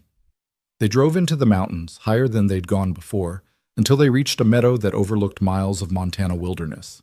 The sun was just rising, painting everything gold and pink, and wildflowers were starting to bloom in patches of color. Mia was already there, waiting with a blanket and a basket. Finally! Dad said you'd sleep forever, but I bet him you'd wake up fast. What's going on? Evelyn asked, but her heart was already pounding because she knew what this was. Noah took her hand and led her to the center of the meadow, where someone had placed stones in a circle. Inside the circle, someone had carved words into the earth. Will you marry us? Us? Evelyn looked at Mia, who was bouncing with excitement. We talked about it, Mia said. Dad asked if I wanted him to propose or if I wanted us to propose, and I said us because you're marrying both of us, right? You're going to be my stepmom and Dad's wife, so we should both ask. Noah knelt down, pulling a ring box from his pocket. Inside was a simple band with 3 stones, amethyst, green tourmaline, and diamond. Our birthstones, he explained, the 3 of us together. Evelyn Grace, he said, his voice steady despite the emotion in his eyes, will you marry me? Will you be my wife, my partner, my person for the rest of our lives? And will you be my stepmom? Mia added. Will you help me with homework and look at rocks and teach me about business and love me even when I'm annoying? Evelyn was crying, laughing, could barely see through her tears. Yes, yes to all of it, to both of you, always. Noah slipped the ring on her finger, and Mia threw her arms around both of them, and the 3 of them stood in that meadow holding each other while the sun rose over the mountains and the world came alive around them. They had breakfast in the meadow, pastries Mia had helped make, coffee from a thermos, orange juice that was mostly pulp because Mia had insisted on squeezing it herself. They talked about wedding plans, about how they'd do it here in this meadow in the summer, something small and simple with just the people who mattered. Can I help plan it? Mia asked. I have ideas. I would love your help, Evelyn said. We'll plan it together, all 3 of us. On the drive home, with Mia asleep in the back seat and Noah's hand in hers, Evelyn looked at the ring on her finger. 3 stones, 3 lives, 3 people choosing each other, and felt something settle in her soul. This was it. This was the life she'd been running toward without knowing it existed. She'd started this journey in a torn wedding dress, running from a man who didn't love her, testing people to see if anyone would see her real value. She'd lied and hurt people and almost destroyed the best thing that ever happened to her. But she'd also been brave. She'd told the truth when it was hard. She'd chosen love over comfort, authenticity over expectations, a real life over a perfect one. And now, driving down a Montana back road with her fiancé and soon-to-be stepdaughter, Evelyn Grace, who would soon be Evelyn Bennett, felt something she'd never felt before. She felt home. The wedding took place in August, in the same meadow where Noah had proposed. It was small, just 30 people, mostly Mia's friends and their parents, a few of Noah's clients who'd become friends, Patricia, who flew in from Denver, and Charles Grace, who walked his daughter down a makeshift aisle with tears in his eyes. Mia was the flower girl and maid of honor, wearing a dress she'd picked out herself and the geode necklace Evelyn had given her. She took her role very seriously, carrying the rings and standing beside them during the ceremony like she belonged there, which she did. Evelyn wore a simple dress, nothing like the elaborate gown from her first attempted wedding. Noah wore a suit he'd bought for the occasion, but he'd kept his work boots on because Mia insisted they were more him than dress shoes. They wrote their own vows. Noah promised to build Evelyn a life worth living, to challenge her and support her, and never let her forget her worth.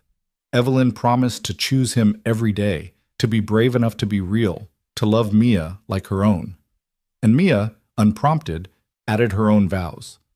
I promise to tell you when you're being mushy so you don't embarrass me in front of my friends. And I promise to share my rock collection with you forever. And I promise to love you both even when you're old and boring. Everyone laughed, and Evelyn pulled Mia into the vows, the 3 of them holding hands while the officiant pronounced them a family. The reception was casual, a potluck dinner, dancing to music from someone's phone, toasts that were funny and sweet and occasionally inappropriate. Charles Grace gave a speech about his daughter's courage, about how proud he was of the woman she'd become.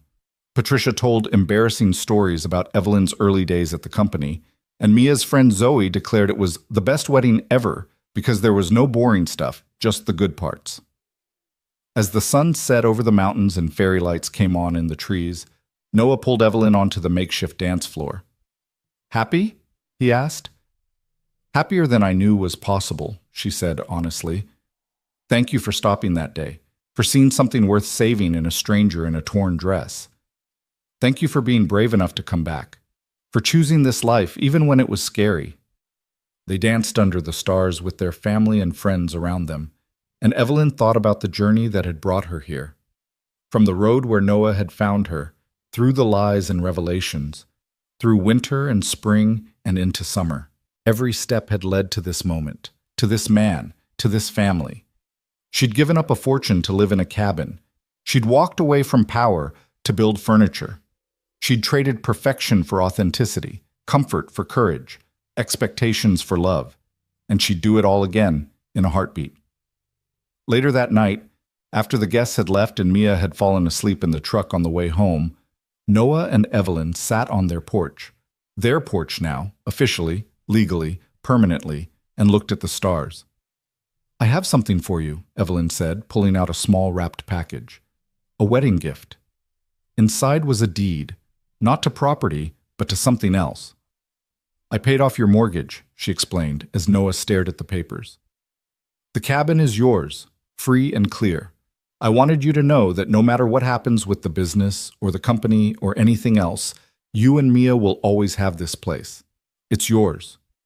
Noah was quiet for a long time, looking at the papers. When he finally spoke, his voice was thick with emotion. "You didn't have to do that." "I know, but I wanted to. You gave me a home when I needed one. Let me give you the security of knowing it's always here." He pulled her close, and they sat wrapped in each other, listening to the night sounds of Montana, owls and wind, and the distant howl of a coyote. "I love you," Noah said. "Not for what you can give me, but for who you are. I need you to know that." "I do know that. That's why I married you." They went inside to check on Mia, who'd woken up enough to change into pajamas but had fallen asleep with her clothes scattered around the room and her new rock collection already taking over every surface.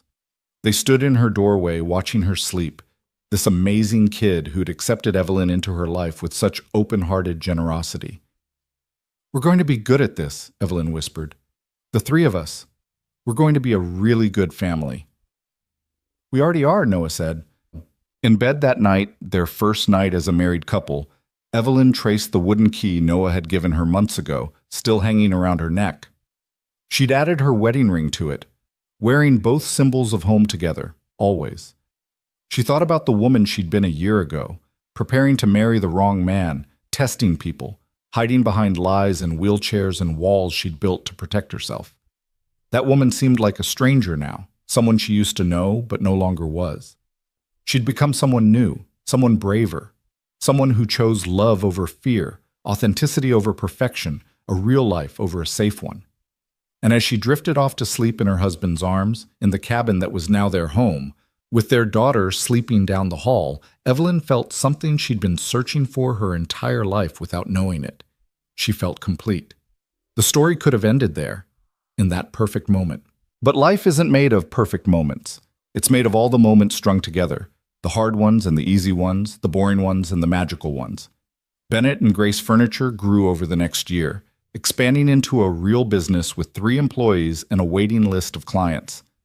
Evelyn discovered she loved the challenge of building something from scratch, of solving problems that had nothing to do with quarterly reports and everything to do with creativity and craftsmanship. Mia started middle school, which brought its own challenges, friendship drama and difficult teachers and the general awfulness of being 11. But she had 2 parents to help her through it now. 2 people who loved her and supported her and showed up to every science fair and parent-teacher conference. Charles Grace visited 4 times that first year, each visit easier than the last. He taught Mia about investing and business strategy.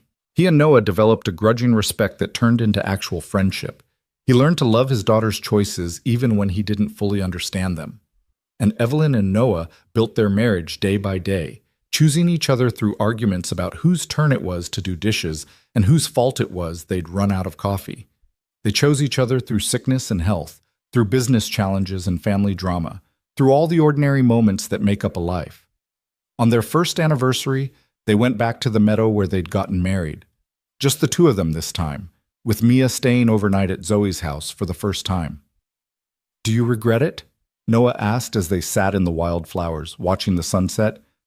"Giving up everything you had?" Evelyn thought about it seriously, taking his question as the genuine inquiry it was.